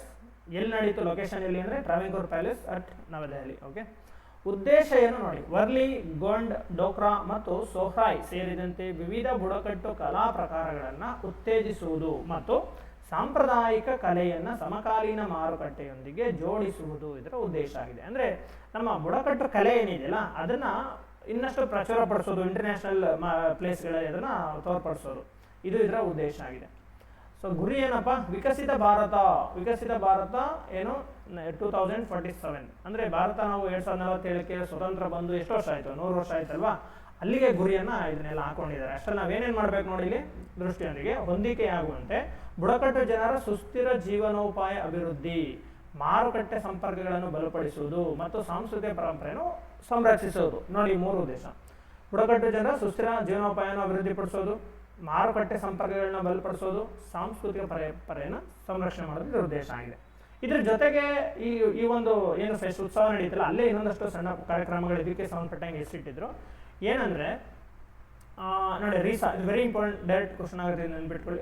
ರೀಸಾ ಅಂತ ಒಂದು ಬ್ರ್ಯಾಂಡ್ ಕ್ರಿಯೇಟ್ ಮಾಡ್ತಿದ್ದಾರೆ. ನಿಮಗೆ ಡೈರೆಕ್ಟ್ ಕ್ವಶನ್ ಕೇಳ್ಬೋದು, ರೀಸಾ ಬ್ರಾಂಡ್ ಇದು ಯಾವುದಕ್ಕೆ ಸಂಬಂಧಪಟ್ಟಿದೆ ಅಂತ. ನೋಡಿ, ಇಲ್ಲಿ ಬುಡಕಟ್ಟು ಫ್ಯಾಷನ್ ಮತ್ತು ಕರಕುಶಲ ವಸ್ತುಗಳನ್ನು ಜಾಗತಿಕ ಇಂಟರ್ನ್ಯಾಷನಲ್ ಮಾರ್ಕೆಟ್ಗೆ ಉತ್ತೇಜಿಸಲು ಈ ಬ್ರ್ಯಾಂಡ್ ಅನ್ನು ಪ್ರಾರಂಭಿಸಲಾಗಿದೆ. ರೀಸಾ ಬ್ರಾಂಡ್ ಯಾವುದಕ್ಕೋಸ್ಕರ ಬಂತು? ಬುಡಕಟ್ಟು ಜನರ ಫ್ಯಾಷನ್ ಮತ್ತು ಅವರ ಕರಕುಶಲ ವಸ್ತುಗಳನ್ನು ಇಂಟರ್ನ್ಯಾಷನಲ್ ಮಾರ್ಕೆಟ್ಗೆ ನಾವು ತೋರಿಸೋದಕ್ಕೆ ಅಥವಾ ಅಲ್ಲಿ ನಾವು ಅದನ್ನು ಪ್ಲೇಸ್ ಮಾಡೋದಕ್ಕೆ ರೀಸಾ ಅನ್ನೋ ಬ್ರ್ಯಾಂಡನ್ನು ಕೊಟ್ಟಿದ್ದಾರೆ. Okay, so very important, RISA, RISA, RISA. ನೋಡಿ, ಭಾರತ್ ಟ್ರೈಬ್ಸ್ ಫೆಸ್ಟ್ 2026 ಅಂತ ಮಾಡಿದ್ದಾರೆ. ಸೊ ಇಲ್ಲಿ ಎಲ್ಲಿ ನಡೀತು ಅಂತಂದ್ರೆ, ಇದು ಅಂತಾರಾಷ್ಟ್ರೀಯ ಭಾಗವಹಿಸುವಿಕೆ ಇರುತ್ತದೆ. ಅಲ್ಲಿ ನಡೆದಂಥ ಒಂದು ಫೆಸ್ಟ್, ಒಂದೊಂದು ಹೆಸರು, ತುಂಬ ಫಂಕ್ಷನ್ಗಳು ನಡೆದುವ ಆ ಹೆಸರಲ್ಲಿ. ಸೊ ಅಲ್ಲಿ ಇದನ್ನು ನೋಡಿತ್ತು. ಸೊ ಇದನ್ನು ನೆನ್ಪಿಟ್ಕೊಳ್ಳಿ, ಲಿವಿಂಗ್ ರೂಟ್ಸ್ ಫೆಸ್ಟಿವಲ್ ಅಂತ. ನೋಡಿ, ಈ ಸರಿ ನಡೆದಂಥ ಇದರಲ್ಲಿ KS ಮೇನ್ಸ್ ಪ್ರಿಲಿಮ್ಸಲ್ಲಿ ಲಿವಿಂಗ್ ರೂಟ್ಸ್ ಬ್ರಿಡ್ಜಸ್ ಬಗ್ಗೆ ಕ್ವಶನ್ ಆಗಿತ್ತಲ್ವಾ, ಇದು ಮೇಘಾಲಯದಲ್ಲಿ ಕಂಡು ಬರುತ್ತೆ. ಬಟ್ ಇದು ಅದಲ್ಲ, ಲಿವಿಂಗ್ ರೂಟ್ಸ್ ಫೆಸ್ಟಿವಲ್ ಅಂತ. ಇದೇನು ಸಂಬಂಧಪಟ್ಟಿದೆ ನೋಡಿ, ಬುಡಕಟ್ಟು ಸಂಗೀತೋತ್ಸವ ಎಲ್ಲಿ ನಡೀತು, ಇಲ್ಲೇ ಇದೇ ಫಂಕ್ಷನಲ್ಲೇ ಬಿಕನೇರ್ ಹೌಸ್ನಲ್ಲಿ ನಡೆದಿದ್ದು ಬುಡಕಟ್ಟು ಸಂಗೀತೋತ್ಸವಕ್ಕೆ ಲಿವಿಂಗ್ ರೂಟ್ಸ್ ಫೆಸ್ಟಿವಲ್ ಅಂತ ಹೆಸರಿಟ್ಟಿದ್ರು. ಓಕೆನಾ? ಸೊ ಎಷ್ಟು ಪಾಯಿಂಟ್ ನೆನ್ಪಿಟ್ಕೊಳ್ಳಿ, ಬುಡಕಟ್ಟು ಕಲಾ ಉತ್ಸವ 2026 ಎಲ್ಲಪ್ಪ ನಡೀತು? Travancore palace at Delhi. Who is the organiser? ಯಾರು? ಕೇಂದ್ರ ಬುಡಕಟ್ಟು ವ್ಯವಹಾರಗಳ ಸಚಿವಾಲಯ. Okay, ministry of tribal affairs ಇವರು ಮಾಡಿದ್ದಾರೆ. ಸೊ ಬುಡಕಟ್ಟು ಕಲೆಯವರ ಇದನ್ನ ಕರಕುಶಲ ವಸ್ತುಗಳನ್ನ ಪ್ರಮೋಟ್ ಮಾಡಿದ್ರ ಉದ್ದೇಶ. ಇನ್ನೊಂದು ಪಾಯಿಂಟ್ ಏನು, ರೀಸಾ ಅನ್ನೋದು ಅವ್ರಿಗೆ ಸಂಬಂಧಪಟ್ಟಂಥ ಪ್ರಾಡಕ್ಟ್ಗಳಿಗೆ ಇರುವಂಥ ಬ್ರಾಂಡಿಂಗ್ ನೇಮ್ ಅದು. ಓಕೆನಾ? ಇಷ್ಟು ನೆನ್ಪಿಟ್ಕೊಳ್ಳಿ. ಓಕೆ, ನೆಕ್ಸ್ಟ್ ಒನ್, ಸೇವಾ ತೀರ್ಥದಿಂದ ಸೇವಾ ಸಂಕಲ್ಪ ನಿರ್ಣಯ. ನೋಡಿ, ಸೇವಾ ತೀರ್ಥ ಅಂದ್ರೆ ಏನಂತ ತಿಳ್ಕೊಳ್ಳಿ ಫಸ್ಟ್. ಸೇವಾ ತೀರ್ಥ ಅಂತಂದ್ರೆ ನಾವು PMO ಅಂತ ಕೇಳಿದ್ರ, PMO prime minister office. Prime ಮಿನಿಸ್ಟರ್ಗೆ ಕಣ್ಣು ಕಿವಿ ಕೈ ಕಾಲು ಎಲ್ಲ ಇವರೇ. ಪ್ರೈಮ್ ಮಿನಿಸ್ಟರ್ ಆಫೀಸ್ ಅಂತ ಇರ್ತದೆ, ಇಲ್ಲೆಲ್ಲ ಸೀನಿಯರ್ ಆಫೀಸರ್ಗಳಿರ್ತಾರೆ, IAS ಆಫೀಸರ್ಗಳು. ಇವರು ಅಲ್ಲಿ ಏನೇ ಡಿಸಿಷನ್ ತಗೊಳ್ಳುವಾಗ ಮಾಹಿತಿ ಕೊಡೋದು, ಡಿಸಿಷನ್ಗೆ ಸಪೋರ್ಟ್ ಮಾಡೋದು, ಇದೆಲ್ಲ ಮಾಡ್ತಾರೆ. ಓಕೆನಾ? ಸೊ ಈ ಹೆಸರನ್ನ ಪ್ರೈಮ್ ಮಿನಿಸ್ಟರ್ ಆಫೀಸ್ ಅಂತ ಏನಿತ್ತಲ್ಲ, ಅಥವಾ ಪ್ರಧಾನಮಂತ್ರಿಗಳ ಕಾರ್ಯಾಲಯ ಅಂತ ಏನು ಕರಿತಿದ್ರಲ್ಲ, ಅದನ್ನ ನೇಮ್ ಚೇಂಜ್ ಮಾಡಿದ್ದಾರೆ. ಏನಂತ ಮಾಡಿದ್ದಾರೆ? ಸೇವಾ ತೀರ್ಥ ಅಂತ ಮಾಡಿದ್ದಾರೆ. ಸೊ ವೆರಿ ಇಂಪಾರ್ಟೆಂಟ್ ನೇಮ್ ನೆನ್ಪಿಟ್ಕೊಳ್ಳಿ. ಪ್ರಧಾನಮಂತ್ರಿಗಳ ಕಾರ್ಯಾಲಯವನ್ನ ಸೇವಾ ತೀರ್ಥ ಅಂತ ನೇಮ್ ಚೇಂಜ್ ಮಾಡಿದ್ದಾರೆ. ಅಲ್ಲಿ ಒಂದು ನಿರ್ಣಯ ತಗೊಂಡಿದ್ದಾರೆ, ಅದೇನೇ ಸೇವಾ ಸಂಕಲ್ಪ ನಿರ್ಣಯ ಅಂತ. ಓಕೆನಾ? ಓಕೆ, ಏನಿದ್ರ ಗುರಿ? ವಿಕಸಿತ ಭಾರತ 2047ರ ಗುರಿಯನ್ನು ತಲುಪಲು ಇದೆ. ನೋಡಿ, ಇದೇ ಮೇನ್ ಪಾಯಿಂಟ್ ಇಲ್ಲಿ. ನಾಗರಿಕ ಕೇಂದ್ರಿತ ಆಡಳಿತ ವ್ಯವಸ್ಥೆನ ತರೋದು, ಸಿಟಿಜನ್ ಸೆಂಟ್ರಿಕ್ ಅಡ್ಮಿನಿಸ್ಟ್ರೇಟಿವ್ ಸಿಸ್ಟಮ್ನ ತರೋದು ಇದ್ರ ಉದ್ದೇಶ ಆಗಿದೆ. ನಾಗರಿಕ ಕೇಂದ್ರಿತ, ಒಂದೇ ಪಾಯಿಂಟ್ ಏನು ಬಿಟ್ಕೋಬೇಕಿಲ್ಲಿ, ಏನು ಸೇವಾ ತೀರ್ಥ ಅಂದರೆ ಪ್ರಧಾನಮಂತ್ರಿಗಳ ಕಾರ್ಯಾಲಯಕ್ಕೆ ಇಟ್ಟಿರೋ ಹೆಸರು, ಅಲ್ಲಿಂದ ಬಂದಂಥ ಮೊದಲ ನಿರ್ಣಯ ಇದು. ಆ ಹೆಸರನ್ನ ಚೇಂಜ್ ಮಾಡಿದ್ಮೇಲೆ ಫಸ್ಟ್ ನಿರ್ಣಯ ಏನು? ಸೇವಾ ಸಂಕಲ್ಪ ನಿರ್ಣಯ. ಇದು ಏನಕ್ಕೆ ಸಂಬಂಧಪಟ್ಟಿದೆ? ನಾಗರಿಕ ಕೇಂದ್ರಿತ ಆಡಳಿತ ಇದಕ್ಕೆ ಸಂಬಂಧಪಟ್ಟಿದೆ ಅಂತ ತಿಳ್ಕೊಬೇಕು. ಸೊ ಲಕ್ಷಣಗಳು ನಿಮ್ಗೆ ಗೊತ್ತಾಗುತ್ತೆ. ಇಲ್ಲಿ ನೋಡಿ, ನಾಗರಿಕ ದೇವೋಭವ, ನಾಗರಿಕ ಇಂಪಾರ್ಟೆಂಟ್ ಆಗಿರಬೇಕು. ಅಧಿಕಾರದಿಂದ ಸಬಲೀಕರಣ, ಅಂದರೆ ಬ್ರಿಟಿಷರ ಕಾಲದಲ್ಲಿ ಏನು ಅಧಿಕಾರ ಇತ್ತಲ್ಲ ಆ ಥರ ಅಲ್ಲ, ಇಲ್ಲಿ ಒಂದು ಜನರ ಸಬಲೀಕರಣಕ್ಕೋಸ್ಕರ ಅಧಿಕಾರಿಗಳಿರೋದು ಅನ್ನೋ ಅರ್ಥ. ಪಾರದರ್ಶಕತೆ ಇರಬೇಕು, ಜವಾಬ್ದಾರಿ, ಅಕೌಂಟಬಿಲಿಟಿ ಇರಬೇಕು, ಸರಳ ಜೀವನ, ಅಂದರೆ ಸಮಾಜ ಕಟ್ಟಕಡೆಯ ವ್ಯಕ್ತಿಯ ಜೀವನವನ್ನು ಸುಗಮಗೊಳಿಸೋದು ಉದ್ದೇಶ ಆಗಿರಬೇಕು. ವಸಾಹತುಶಾಹಿ ಮನಸ್ಥಿತಿ ಹೋಗಲಾಡಿಸ್ಬೇಕು. ಸೊ ಇವೆಲ್ಲ ಉದ್ದೇಶ ಇಟ್ಕೊಂಡಿದ್ದಾರೆ. ಅಂದರೆ ನಾವೇನು ಮಾಡಬೇಕು? ಬೈ 2047 ಭಾರತವನ್ನು ವಿಕಸಿತ ಭಾರತ ಮಾಡೋ ಕೊಟ್ಟಿದ್ದೀವಿ. ಸೊ ಅದರಲ್ಲಿ ಹಲವಾರು ಕ್ರಮಗಳನ್ನ ಕೈಗೊಳ್ಳಬೇಕಾಗುತ್ತೆ. ಅದರಲ್ಲಿ ಒಂದು ಕ್ರಮ ಏನು? ಆಡಳಿತವನ್ನು ಜನಕೇಂದ್ರಿತವಾಗಿ ಮಾಡೋದು. ಈಗ ಜನಕೇಂದ್ರಿತ ಇಲ್ಲ. ಈಗ ನಾವು ಒಂದು ಆಫೀಸ್ಗೆ ಹೋದ್ರೆ ಒಂದು ಕೆಲಸ ಆಗೋದಕ್ಕೆ ತಿಂಗಳು ವರ್ಷಗಳೆಲ್ಲ ಆಗಿಬಿಡ್ತವೆ. ಸೊ ಆ ಥರ ಆಗಬಾರ್ದು. ಸೊ ಅದನ್ನು ಆದಷ್ಟು ಕಡಿಮೆ ಟೈಮ್ ಇಲ್ಲಿ ಕೆಲಸ ಮುಗಿಯೋ ಥರ ಮಾಡಬೇಕು ಅಂತ ತಂದಿರೋ ಒಂದು ಪ್ರೋಗ್ರಾಮ್ ಥರ ಇದು. ಓಕೆ, ಸೇವಾ ಸಂಕಲ್ಪ ನಿರ್ಣಯ ಏನಕ್ಕೆ ಸಂಬಂಧಪಟ್ಟಿದೆ? ನಾಗರಿಕ ಕೇಂದ್ರಿತ ಆಡಳಿತ. ಓಕೆ, ಸೇವಾ ತೀರ್ಥ ಅಂದ್ರೇನು? ಪ್ರಧಾನಮಂತ್ರಿಗಳ ಕಾರ್ಯಾಲಯಕ್ಕೆ ಮರುನಾಮಕರಣ ಮಾಡಿ ಇಟ್ಟಿರುವಂಥ ಹೆಸರು. ಓಕೆ, ಎಷ್ಟು ನೆನ್ಪಿಟ್ಕೊಳ್ಳಿ ಸಾಕಿದ್ರಲ್ಲಿ. ನೆಕ್ಸ್ಟು ವೆರಿ ಇಂಪಾರ್ಟೆಂಟ್, ಸ್ವಸಹಾಯ ಸಂಘಗಳ ಉತ್ಪನ್ನಗಳಿಗೆ ಶಿ-ಮಾರ್ಟ್ ಯೋಜನೆ. Very important. ಶಿ-ಮಾರ್ಟ್ ಯೋಜನೆ ಏನಕ್ಕೆ ಸಂಬಂಧಪಟ್ಟಿದೆ? ಶಿ-ಮಾರ್ಟ್, ಶಿ ಅಂತಂದ್ರೆ ಏನಂತ ನೋಡೋಣ. ನೋಡಿ ಶಿ ಅಂದರೆ ಸೆಲ್ಫ್ ಹೆಲ್ಪ್ ಎಂಟರ್ಪ್ರೈಸಸ್ ಅಂತ, ಇಲ್ಲಿ ಹೆಲ್ತ್ ಅಂತಿದೆ, ಸೊ ರಾಂಗ್ ಹೆಲ್ಪ್ ಅಂತ, ಸೆಲ್ಫ್ ಹೆಲ್ಪ್ SHGಗಳು, ಸೆಲ್ಫ್ ಹೆಲ್ಪ್ ಎಂಟರ್ಪ್ರೈಸಸ್. ಇದು ಯೋಜನೆ ಬಂದಿದೆ ಏನಂತ ನೋಡಿ, 2026-27 ಕೇಂದ್ರ ಬಜೆಟ್, ಇದೇ ವರ್ಷದ ಯೂನಿಯನ್ ಬಜೆಟಲ್ಲಿ ಬಂದಿರೋದು ಇದು. ಈ ಯೋಜನೆಯನ್ನು ಘೋಷಣೆ ಮಾಡಿದ್ದಾರೆ, ಶ್ರೀಮಾರ್ಟ್ ಯೋಜನೆ ಅಂತ. ಏನಪ್ಪ ಇದು, ಮಹಿಳಾ ಸ್ವಸಹಾಯ ಸಂಘಗಳ ಉತ್ಪನ್ನಗಳಿಗಾಗಿ ಸಮುದಾಯದ ಮಾಲೀಕತ್ವದ ಚಿಲ್ಲರೆ ಮಾರಾಟ ಮಳಿಗೆಗಳನ್ನು ಸ್ಥಾಪಿಸುವ ಪ್ರಮುಖ ಉಪಕ್ರಮವಾಗಿದೆ. ಈಗ ನಂದಿನಿ ಬ್ರಾಂಡ್ ಇದೆ, ಬಟ್ ಎಲ್ಲ ಏರಿಯಾಗಳಲ್ಲೂ ಎಲ್ಲ ರೋಡಲ್ಲಿ ನಂದಿನಿದು ಒಂದು ಅಂಗಡಿ ಇರುತ್ತಲ್ಲ, ಸೊ ಚಿಲ್ಲರೆ ಅಂಗಡಿ ಆ ಥರ ಮಾಡೋ ಪ್ಲ್ಯಾನ್ ಇದು. ಬಟ್ ಮಾಲೀಕತ್ವ ಒಬ್ಬೊಬ್ಬರು ಕೊಡೋದಿಲ್ಲ ನೋಡಿ, ಸಮುದಾಯ ಮಾಲೀಕತ್ವ ಒಂದು ಸ್ವಸಹಾಯ ಸಂಘದ ಅಂಡರ್ ಬರಬೇಕಿದೆ, ಅವ್ರು ಮಾತ್ರ ಮಾಡ್ಬೋದು, ಎಲ್ಲರೂ ಮಾಡೋಕ್ಕಾಗಲ್ಲ. ನೆಕ್ಸ್ಟ್ ನೋಡಿ, ಈ ಯೋಜನೆ ಇಡೀ ಲಖಪತಿ ದೀದಿ ಯೋಜನೆಯ ಹೆಸರನ್ನು ಮುಂದಕ್ಕೆ, ಲಖಪತಿ ದೀದಿ ಅಂತ ಯೋಜನೆ ಐತಲ್ಲ ಅದರ ಎಕ್ಸ್ಟೆಂಡ್ ಪಾರ್ಟ್ ಇದು ಈ ಯೋಜನೆ. ಓಕೆ, ಶ್ರೀಮಾರ್ಟ್ ಯೋಜನೆ. ಯೋಜನೆ ಉದ್ದೇಶ ಏನು ನೋಡಿ, ಮಹಿಳೆಯರನ್ನು ಕೇವಲ ಜೀವನೋಪಾಯದ ಚಟುವಟಿಕೆಗಳಿಂದ ಸುಸ್ಥಿರ ವಾಣಿಜ್ಯ ಉದ್ಯಮಗಳ ಅಂದರೆ ಬಿಸ್ನೆಸ್ ಟೈಪ್ ಮಾಲೀಕರನ್ನಾಗಿ ಪರಿವರ್ತಿಸುವುದಾಗಿದೆ. ಪ್ರಮುಖ ಲಕ್ಷಣ ಏನಪ್ಪ, ಈ ಒಂದು ಶ್ರೀಮಾರ್ಟ್ ಏನು ಇರ್ತಾವಲ್ಲ ಇದಕ್ಕೆ ಎಂಟರ್ಪ್ರೈಸಸ್ಗಳು, ಇದಕ್ಕೆ ಸಮುದಾಯದ ಮಾಲೀಕತ್ವ ಇರ್ತದೆ. ಇಂಡಿವಿಜುವಲ್ ಆಗಿ ಇದನ್ನ ನೋಡಿ ನೆನ್ಪಿಟ್ಕೊಳ್ಳಿ, ಇಂಡಿವಿಜುವಲ್ ಆಗಿ ಇದನ್ನ ಕೊಡೋದಿಲ್ಲ ಒಬ್ರಿಗೆ. ನಾನು ಅದನ್ನು ಓಪನ್ ಮಾಡ್ತೀನಿ ಅಂದರೆ ಅದು ಕೊಡೋದಿಲ್ಲ. ಸೊ ಇಲ್ಲಿ ಯಾರು ಕೊಡ್ತಾರೆ, ಒಂದು ಸಮುದಾಯ ಸ್ವಸಹಾಯ ಸಂಘದ ಅಂಡರ್ ಕೊಡ್ತಾರೆ ಇದನ್ನ. ಈ ಮಳಿಗೆಗಳನ್ನು ಸ್ವಸಹಾಯ ಸಂಘಗಳು ನಿರ್ವಹಿಸುತ್ತವೆ ಮತ್ತು ವೈಯಕ್ತಿಕವಾಗಿ ಸ್ಥಾಪನೆ ಮಾಡಲು ಅವಕಾಶ ಇಲ್ಲ. ಓಕೆ, ನೇರ ಮಾರುಕಟ್ಟೆ ಮಧ್ಯವರ್ತಿಗಳನ್ನ ತಡಿಬೋದು ಮತ್ತು ಬಟ್ಟೆಗಳಿಗೆ ಉತ್ತಮ ಬೆಲೆ. ಓಕೆನಾ, ಇಲ್ಲೇನಿಂತ ನೋಡಿ ಏನಿದೆ ಅಂತ, ನೇರ ಮಾರುಕಟ್ಟೆ ಏನಂತಕ್ಕೆ, ಮಧ್ಯವರ್ತಿಗಳನ್ನು ಹೊರಗಿಡುವ ಮೂಲಕ ಕರಕುಶಲ ವಸ್ತುಗಳು, ಆಹಾರ ಪದಾರ್ಥಗಳು ಮತ್ತು ಬಟ್ಟೆಗಳಿಗೆ ಅವ್ರು ತಯಾರಿಸಿದಂಥ ಏನು ಬಟ್ಟೆಗಳಿರ್ತಲ್ಲ ಮಹಿಳಾ ಸ್ವಸಹಾಯ ಸಂಘಗಳು, ಅದನ್ನ ಒಂದ್ ಕಡೆ ಇಂಡಸ್ಟ್ರಿನಲ್ಲಿ ತಯಾರು ಮಾಡಿದ್ದೀನ ದೇಶ ಪೂರ್ತಿ ರಾಜ್ಯ ಪೂರ್ತಿ ಹಂಚೋದಿಕ್ಕೆ ಅಂತ ಹೇಳ್ಬಿಟ್ಟು ಅಲ್ಲಲ್ಲಿ ಮಾರ್ಟ್ಗಳು ಈ ಥರ ಇದ್ದಾಗ ಅಲ್ಲಿ ನೇರವಾಗಿ ಹೋಗಿ ನಾವು ಪರ್ಚೇಸ್ ಮಾಡ್ಬೋದು. ಇದರಿಂದ ಮಧ್ಯವರ್ತಿಗಳ ಕಟ್ಟ ತಪ್ಪುತ್ತೆ. ಓಕೆನಾ, ಅಲ್ಲಿ ಟ್ರೈನಿಂಗ್ ಕೊಡ್ತಾರೆ, ಶ್ರೀಮಾರ್ಟ್ ಯೋಜನೆ ಮೂಲಕ ಮಹಿಳೆಯರಿಗೆ ಟ್ರೈನಿಂಗ್ ಕೊಡ್ತಾರೆ. ಏನು ಟ್ರೈನಿಂಗು ನೋಡಿ, ಇಲ್ಲಿ ಪ್ಯಾಕೇಜಿಂಗ್, ಅದನ್ನು ಹೇಗೆ ಪ್ಯಾಕ್ ಮಾಡಬೇಕು ಅಟ್ರಾಕ್ಟಿವ್ ಆಗಿ ಮತ್ತು ಸೇಫ್ ಆಗಿ, ಬ್ರ್ಯಾಂಡ್ ಮಾಡೋದು ಹೇಗೆ, ಡಿಜಿಟಲ್ ಪಾವತಿ ಹೇಗೆ, ಇದನ್ನೆಲ್ಲ ಟ್ರೈನಿಂಗ್ ಕೂಡ ಕೊಡ್ತಾರೆ. ಹಣಕಾಸಿನ ನೆರವು ಕೂಡ ಕೊಡ್ತಿದ್ದಾರೆ 5 ಲಕ್ಷದವರೆಗೆ ಬಡ್ಡಿ ರಹಿತ. ನೋಡಿ ವೆರಿ ಇಂಪಾರ್ಟೆಂಟು, ಕಡಿಮೆ ಬಡ್ಡಿ ದರದಲ್ಲಿ ಅಂತ ಸೇರಿಸ್ಬೋದು ಸ್ಟೇಟ್ಮೆಂಟು. ಸೊ ಫ್ರೀ ಮೀನ್ಸ್ ಬಡ್ಡಿ ಇರೋದಿಲ್ಲ. ಓಕೆ, ಸೊ ಇದನ್ನು ಕೊಡ್ತಾರೆ. ಇದನ್ನು ಇಷ್ಟೇ ನೆನ್ಪಿಟ್ಕೊಳ್ಳಿ. ಓಕೆ, ಇಷ್ಟೇ ಸಾಕು, ತುಂಬ ಡೀಟೇಲಾಗಿ ಏನು ಬೇಡ. ಶ್ರೀಮಾರ್ಟ್ ಯೋಜನೆ ಏನಕ್ಕೆ ಸಂಬಂಧಪಟ್ಟಿದೆ ಅಂತಂದರೆ, ಮಹಿಳಾ ಸ್ವಸಹಾಯ ಸಂಘಗಳು ತಯಾರಿಸಿದ ಉತ್ಪನ್ನಗಳಿಗೆ ಒಂದು ಏನೋ ಚಿಲ್ಲರೆ ಮಾರಾಟ ಮಳಿಗೆಗಳನ್ನ ಸ್ಥಾಪಿಸುವ ಮೂಲಕ ಅದಕ್ಕೆ ಮಧ್ಯವರ್ತಿಗಳನ್ನ ತಡೆದು ಒಂದು ಮಾರ್ಕೆಟ್ನ ಕ್ರಿಯೇಟ್ ಮಾಡೋದು. ಇದು ಇಂಡಿವಿಜುವಲ್ ಆಗಿ ಕೊಡೋದಿಲ್ಲ ಓಪನ್ ಮಾಡೋದಕ್ಕೆ, ಇದು ಯಾರಿಗೆ ಮಾತ್ರ ಅಂದರೆ ಸ್ವಸಹಾಯ ಸಂಘಗಳಿಗೆ ಮಾತ್ರ ಕೊಡೋದು. ಇಲ್ಲಿ ಟ್ರೈನಿಂಗ್ ಕೂಡ ಕೊಡ್ತಾರೆ, ಪ್ಯಾಕೇಜಿಂಗು, ಬ್ರ್ಯಾಂಡಿಂಗು, ಡಿಜಿಟಲ್ ಪಾವತಿ, ಬಡ್ಡಿ ರಹಿತ ಸಾಲ ಕೊಡ್ತಾರೆ 5 ಲಕ್ಷದವರೆಗೂ. ಇಷ್ಟು ನೆನ್ಪಿಟ್ಕೊಳ್ಳಿ ಸಾಕು. Next current affairs. ಭಾರತದ ರಾಷ್ಟ್ರಪತಿ ದ್ರೌಪದಿ ಮುರ್ಮು ಸ್ವದೇಶಿ ನಿರ್ಮಿತ ಪ್ರಚಂಡ ಹೆಲಿಕಾಪ್ಟರ್ನಲ್ಲಿ ಐತಿಹಾಸಿಕ ಹಾರಾಟ. ನೋಡಿ, ಇದೊಂದು LC ಅಂತ ಕರೀತಾರೆ. LC ಅಂದರೆ ಲೈಟ್ ಕಾಂಬ್ಯಾಟ್ ಏರ್ಕ್ರಾಫ್ಟ್ ಅಂತ. ಲೈಟ್, ಹೆವಿ ಅಲ್ಲ, HC ಅಂತಲೂ ಬರ್ತವೆ. ಬಟ್ ಇಂಡಿಯಾದಲ್ಲಿ ಇನ್ನೂ ಇದು ಉತ್ಪಾದನೆ ಮಾಡುವಷ್ಟು ತಂತ್ರಜ್ಞಾನ ನಮ್ಮಲ್ಲಿ ಇನ್ನೂ ಅಭಿವೃದ್ಧಿ ಆಗಿಲ್ಲ. ಹೆವಿ ಅಂತ, ಇದು ಲೈಟ್ ಕಾಂಬ್ಯಾಟ್ ಏರ್ಕ್ರಾಫ್ಟ್. ಇದು ನಾವು ಉತ್ಪಾದನೆ ಮಾಡಿರೋದು ನಮ್ಮ ದೇಶ ಸ್ವದೇಶಿಯಾಗಿ ಮಾಡಿದ್ದೀವಿ. ಎಲ್ಲಿ ಮಾಡಿದ್ದೀವಿ ಹೇಳಿ, ಇದು HAL Hindustan aeronautics limited. So ಅದರಲ್ಲಿ ಭಾರತದ ರಾಷ್ಟ್ರಪತಿಯವರು ಹಾರಾಟ ನಡೆಸಿದ್ದಾರೆ. ಓಕೆನಾ, ಸೊ ಅದ್ರ ಬಗ್ಗೆ ನ್ಯೂಸ್ ಇದೆ. ಇಲ್ಲಿ ನಿಮಗೆ ಅವ್ರು ಹಾರಾಟ ಮಾಡಿದ ಬಗ್ಗೆ ಕ್ವಶನ್ ಬರಲ್ಲ, ನಮಗೆ LC ಬಗ್ಗೆ ಬರುತ್ತೆ, ಈ ಹೆಲಿಕಾಪ್ಟರ್ ಬಗ್ಗೆ ಕ್ವಶನ್ ಬರುತ್ತೆ. ಏನು ಕ್ವಶನು, ಪ್ರಚಂಡ ಪ್ರಮುಖ ಲಕ್ಷಣಗಳು. ಇದು ಬಹುವಲಯದ ಅಂದರೆ ಮಲ್ಟಿ ರೋಲ್ ಹೆಲಿಕಾಪ್ಟರ್ ಆಗಿದ್ದು ಆಕಾಶದಿಂದ ಆಕಾಶಕ್ಕೆ ಮತ್ತು ಆಕಾಶದಿಂದ ಭೂಮಿಗೆ ಕ್ಷಿಪಣಿಗಳನ್ನು ಹೊಂದಿದೆ, ಹೊಡೆಯುವ ಕ್ಷಿಪಣಿಗಳನ್ನ ಹೊಂದಿದೆ. ಅಂದರೆ ಹೆಲಿಕಾಪ್ಟರಲ್ಲಿ ಏರ್ ಟು ಏರ್ ಮತ್ತು ಏರ್ ಟು ಗ್ರೌಂಡ್. ಓಕೆನಾ, ಸೊ ಈ ಥರ ಮಿಸೈಲ್ಗಳು ಆಕಾಶದಲ್ಲಿ ಬರೋ ಎದುರುಗಡೆ ಬರುವಂಥ ಯುದ್ಧವಿಮಾನಗಳು ಹೆಲಿಕಾಪ್ಟರ್ಗಳಿಗೆ ಮಿಸೈಲ್ನ ಲಾಂಚ್ ಮಾಡ್ಬೋದು.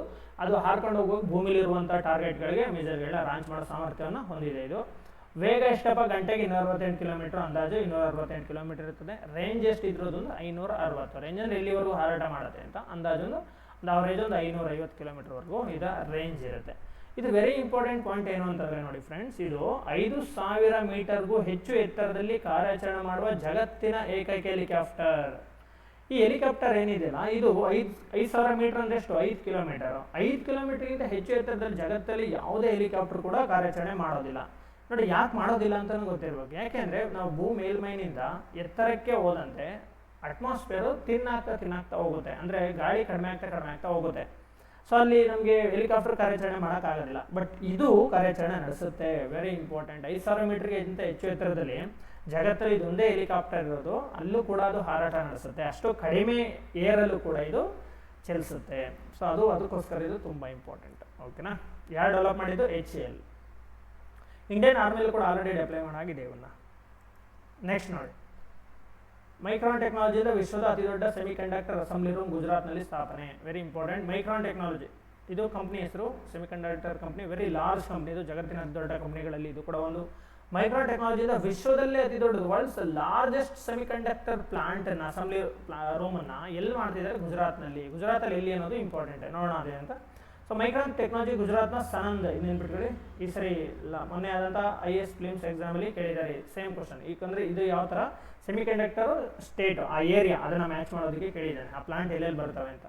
ಸೊ ಹಂಗಾಗಿ ಇದನ್ನ ಕ್ವಶನ್ ಬರೋ ಚಾನ್ಸ್ ಇರುತ್ತೆ. ಗುಜರಾತ್ನ ಸನಂದ್ನಲ್ಲಿ ವಿಶ್ವದ ಅತಿ ದೊಡ್ಡ ಸೆಮಿ ಕಂಡಕ್ಟರ್ ಅಸೆಂಬ್ಲಿ ಮತ್ತು ಪರೀಕ್ಷಾ ಕ್ಲೀನ್ ರೂಮ್ ಉದ್ಘಾಟಿಸಿತು. ಇದು ಭಾರತ ಸೆಮಿ ಕಂಡಕ್ಟರ್ ಮಿಷನ್ ನಲ್ಲಿ ಒಂದು ಪ್ರಮುಖ ಮೈಲಿಗಲ್ಲು. ಎಲ್ಲಿ ಬರ್ತಾ ಇದೆ ಮೈಕ್ರಾನ್ ಟೆಕ್ನಾಲಜಿದ ಸೆಮಿ ಕಂಡಕ್ಟರ್ ಅಸೆಂಬ್ಲಿ ರೂಮು? ಗುಜರಾತ್ನ ಸನಂದ್. ಇದ್ರ ಕೆಪಾಸಿಟಿ ಎಷ್ಟಿದೆ ನೋಡಿ, 6 ರಿಂದ 7 ಕ್ರಿಕೆಟ್ ಮೈದಾನದಷ್ಟು ದೊಡ್ಡದಾಗಿದೆ ಇದು. ಸೊ ಇಲ್ಲಿ ಫ್ಲಾಶ್ ಮೆಮೊರಿ ಚಿಪ್ಗಳನ್ನೆಲ್ಲ ತಯಾರಿಸಲಾಗುತ್ತೆ. ಏನು ಉದ್ದೇಶ, ಗುರಿ ಏನಪ್ಪಾ ಅಂದ್ರೆ 2027ರ ವೇಳೆಗೆ ವಾರ್ಷಿಕವಾಗಿ ಸುಮಾರು 100 ಕೋಟಿ ಯೂನಿಟ್ಗಳನ್ನು ಉತ್ಪಾದಿಸುವ ಗುರಿಯನ್ನು ಹೊಂದಿದೆ. ಓಕೆ, ಸೊ ಟೆಕ್ನಾಲಜಿ ಉದ್ದೇಶ ಏನಿದೆ, ಭಾರತವನ್ನು ಎಲೆಕ್ಟ್ರಾನಿಕ್ ಉತ್ಪಾದನೆಯ ಜಾಗತಿಕ ಕೇಂದ್ರವನ್ನಾಗಿ ಮಾಡುವುದು, ಮತ್ತೆ ನಾವು ಇಂಪೋರ್ಟ್ ಡಿಪೆಂಡೆಂಟ್ ಅಲ್ವಾ, ಅದನ್ನ ಕಡಿಮೆ ಮಾಡೋದು, ಅವಲಂಬನೆಯನ್ನು ಕಡಿಮೆ ಮಾಡೋ ಉದ್ದೇಶನ ಹೊಂದಿದೆ. ಭಾರತ ಸರ್ಕಾರವು 76,000 ಕೋಟಿ ರು ಪ್ರೋತ್ಸಾಹಕ ಯೋಜನೆಯನ್ನು ಕೂಡ ಘೋಷಣೆ ಮಾಡಿದೆ. ಇದು ಕೊಟ್ಟಿರುವ ಒಂದು ಅಮೌಂಟ್. ಅದಕ್ಕೆ ಭಾರತವು 2026 ಅಂತ್ಯದ ವೇಳೆಗೆ $300 ಬಿಲಿಯನ್ ಡಿಜಿಟಲ್ ಆರ್ಥಿಕತೆಯನ್ನು ತಲುಪುವ ಗುರಿಯಲ್ಲಿ ಈ ಘಟಕವು ನಿರ್ಣಾಯಕ ಪಾತ್ರ ವಹಿಸಲಿದೆ. ಸೊ ಇಲ್ಲಿ ಪಾಯಿಂಟ್ ಜಾಸ್ತಿ ಇಲ್ಲ, ನಿಮ್ಗೆ ಗೊತ್ತಿರಬೇಕಾಗಿರೋದೇನು, ಮೈಕ್ರಾನ್ ಟೆಕ್ನಾಲಜಿ ಇದೊಂದು ಸೆಮಿ ಕಂಡಕ್ಟರ್ಗಳನ್ನ ಉತ್ಪಾದನೆ ಮಾಡುವಂಥ ಒಂದು ಕಂಪನಿ, ಜಗತ್ತಿನ ಅತಿ ದೊಡ್ಡ ಕಂಪನಿಗಳಲ್ಲಿ ಒಂದು. ಅದು ಜಗತ್ತಿನ ಅತಿ ದೊಡ್ಡ ಸೆಮಿ ಕಂಡಕ್ಟರ್ ಅಸೆಂಬ್ಲಿ ರೂಮ್ ಅನ್ನ ಗುಜರಾತ್ನ ಸನಂದ್ನಲ್ಲಿ ಎಸ್ಟಾಬ್ಲಿಷ್ ಮಾಡ್ತಿದ್ದಾರೆ. ಓಕೆ, ಇದು ಡೈರೆಕ್ಟ್ ಕ್ವಶನ್ ಆಗುತ್ತೆ, ಅದು ಬಿಟ್ಟು ಮಿಕ್ಕಿದಂಥ ಇನ್ಫಾರ್ಮೇಷನ್ ಕ್ವಶನ್ ಆಗೋ ಚಾನ್ಸಸ್ ಕಡಿಮೆ, ಅಷ್ಟು ನೋಡ್ಕೊಳ್ಳಿ. ನೆಕ್ಸ್ಟ್ ಒನ್ ವೆರಿ ಇಂಪಾರ್ಟೆಂಟ್, ವಿಶ್ವ ವನ್ಯಜೀವಿ ದಿನ ಮಾರ್ಚ್ 3ನೇ ತಾರೀಕು, world wildlife day. So ಇದೇನಕ್ಕಪ್ಪ, ವನ್ಯಜೀವಿಗಳು ಮತ್ತು ಅವುಗಳ ನೈಸರ್ಗಿಕ ಆವಾಸ ಸ್ಥಾನಗಳನ್ನು ಸಂರಕ್ಷಣೆಯ ಮಹತ್ವವನ್ನು ಉತ್ತೇಜಿಸುವ ಉದ್ದೇಶದಿಂದ ಮಾರ್ಚ್ 3ರಂದು ವಿಶ್ವ ವನ್ಯಜೀವಿ ದಿನವನ್ನು ಆಚರಿಸಲಾಗುತ್ತೆ.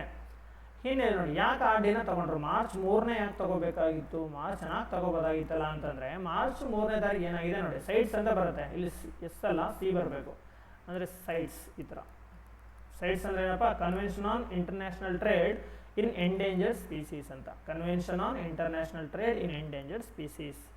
ಇದು ಅಂತಾರಾಷ್ಟ್ರೀಯ, ಏನು ನಮ್ಮ ವನ್ಯಜೀವಿಗಳು ಏನಿದೆ, ಎಳೆದೋಗುವಂಥ ವನ್ಯಜೀವಿಗಳು ಅಪಾಯದಂಚಿನಲ್ಲಿ ಇರುವ ಅವುಗಳ ಇಂಟರ್ನ್ಯಾಷನಲ್ ಟ್ರೇಡನ್ನು ತಡೆಯೋದಕ್ಕೆ ಇರುವಂಥ ಒಂದು ಕನ್ವೆನ್ಷನ್ ಇದೆ, ಒಂದು ಸಂಸ್ಥೆ. ಓಕೆನಾ. ಸೊ ಅದು ಸಹಿಯಾದ ದಿನ ನೋಡಿ, 1973ರಲ್ಲಿ ಸೈಟ್ಸ್ ಒಪ್ಪಂದ ಸಹಿಯಾದ ನೆನಪಿಗಾಗಿ ಈ ದಿನವನ್ನು ಆಯ್ಕೆ ಮಾಡಲಾಗಿದೆ. ಮಾರ್ಚ್ 3ನೇ ತಾರೀಕಿಗೆ ಅದು ಸಹಿ ಆಯಿತು, ಅದಕ್ಕೆ ಈ ದಿನವನ್ನು ಚೂಸ್ ಮಾಡಿದ್ದಾರೆ. ಉದ್ದೇಶ ಏನು, ವನ್ಯಜೀವಿಗಳು ಮತ್ತು ಸಸ್ಯಗಳ ಬಗ್ಗೆ ಜಾಗೃತಿ ಮೂಡಿಸುವುದು ಮತ್ತು ಪರಿಸರ ಸಂರಕ್ಷಣೆ ಮಹತ್ವವನ್ನು ಸಾರುವುದು. ಅದು ಬಿಟ್ಟರೆ ಇಲ್ಲೊಂದಿದೆ, ವನ್ಯಜೀವಿ ಸಂರಕ್ಷಣಾ ಕಾಯ್ದೆ 1972ರಲ್ಲಿ ಬಂತು, ವೈಲ್ಡ್ ಲೈಫ್ ಪ್ರೊಟೆಕ್ಷನ್ ಆ್ಯಕ್ಟ್ ಅಂತ ಕರೀತಾರೆ ಇದನ್ನ. ವನ್ಯಜೀವಿ ಸಂರಕ್ಷಣಾ ಕಾಯ್ದೆ ಯಾವ ಜಾರಿಗೆ ಬಂತು, 1972ರಲ್ಲಿ. ಯಾಕೆ ಜಾರಿಗೆ ಬಂದಿದ್ದ ಕಾರಣ ಏನು, 1972ರಲ್ಲಿ ನಡೆದಂತಹ ಸ್ಟಾಕ್ ಹೋಮ್ ಒಪ್ಪಂದ ನಡೆಯುತ್ತೆ. ಈ ಒಂದು ಸಮ್ಮೇಳನದಲ್ಲಿ ವನ್ಯಜೀವಿ ಸಂರಕ್ಷಣೆಗೆ ಜಗತ್ತಿನಲ್ಲಿ ಮೊದಲ ಬಾರಿಗೆ ರೆಸಲ್ಯೂಷನ್ ಇಂಟ್ರೊಡ್ಯೂಸ್ ಮಾಡಲಾಗುತ್ತೆ.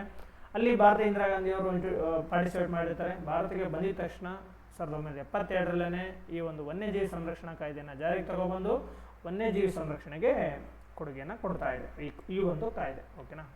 ಸೊ ಇಲ್ಲಿ ಏನಿದು ಮಾರ್ಚ್ 3ನೇ ತಾರೀಕು ವಿಶ್ವ ವನ್ಯಜೀವಿ ದಿನ, ಸೈಟ್ಸ್ ಸಮ್ಮೇಳನ ಸಹಿಯಾದ ದಿನ ಅದು ಇಷ್ಟು. ಓಕೆನಾ. ನೆಕ್ಸ್ಟ್ ಒಂದು ಸ್ಕೀಮ್ ಇದೆ, ಅಗ್ರಿಶ್ಯೂರ್ ಯೋಜನೆ ಅಂತ, ಅಗ್ರಿಶ್ಯೂರ್ ಸ್ಕೀಮ್. ಓಕೆನಾ. ವೆರಿ ಇಂಪಾರ್ಟೆಂಟ್, ಡೈರೆಕ್ಟ್ ಆಗಿ ಕೇಳ್ಬೋದು ಏನು ಸಂಬಂಧಪಟ್ಟಿದೆ ಅಂತ. ಹೆಸರು ಗೊತ್ತಾಗುತ್ತೆ, ಅಗ್ರಿ ಅಂತಿದೆ, ಅಗ್ರಿಕಲ್ಚರ್ ಸಂಬಂಧಪಟ್ಟಿದ್ದು ಅಂತ ನೀವು ಗೊತ್ತಾಗ್ಬಿಡಬೇಕು. ಬೈ ಡಿಫಾಲ್ಟ್ ಹೆಸರು ನೋಡ್ತಿದ್ದಂಗೆ ಇದು ಅಗ್ರಿಕಲ್ಚರ್ ಸಂಬಂಧಪಟ್ಟಿದ್ದು ಅಂತ ಗೊತ್ತಾಗಬೇಕು. ಏನಪ್ಪ ಇದು, ಕೇಂದ್ರ ಸರ್ಕಾರವು ಅಗ್ರಿಶ್ಯೂರ್ ಎಂಬ ನಿಧಿಯನ್ನು ಸ್ಥಾಪಿಸಲು ಮುಂದಾಗಿದೆ. ಒಳ್ಳೆಯದು, ಮಾಡಲಿ.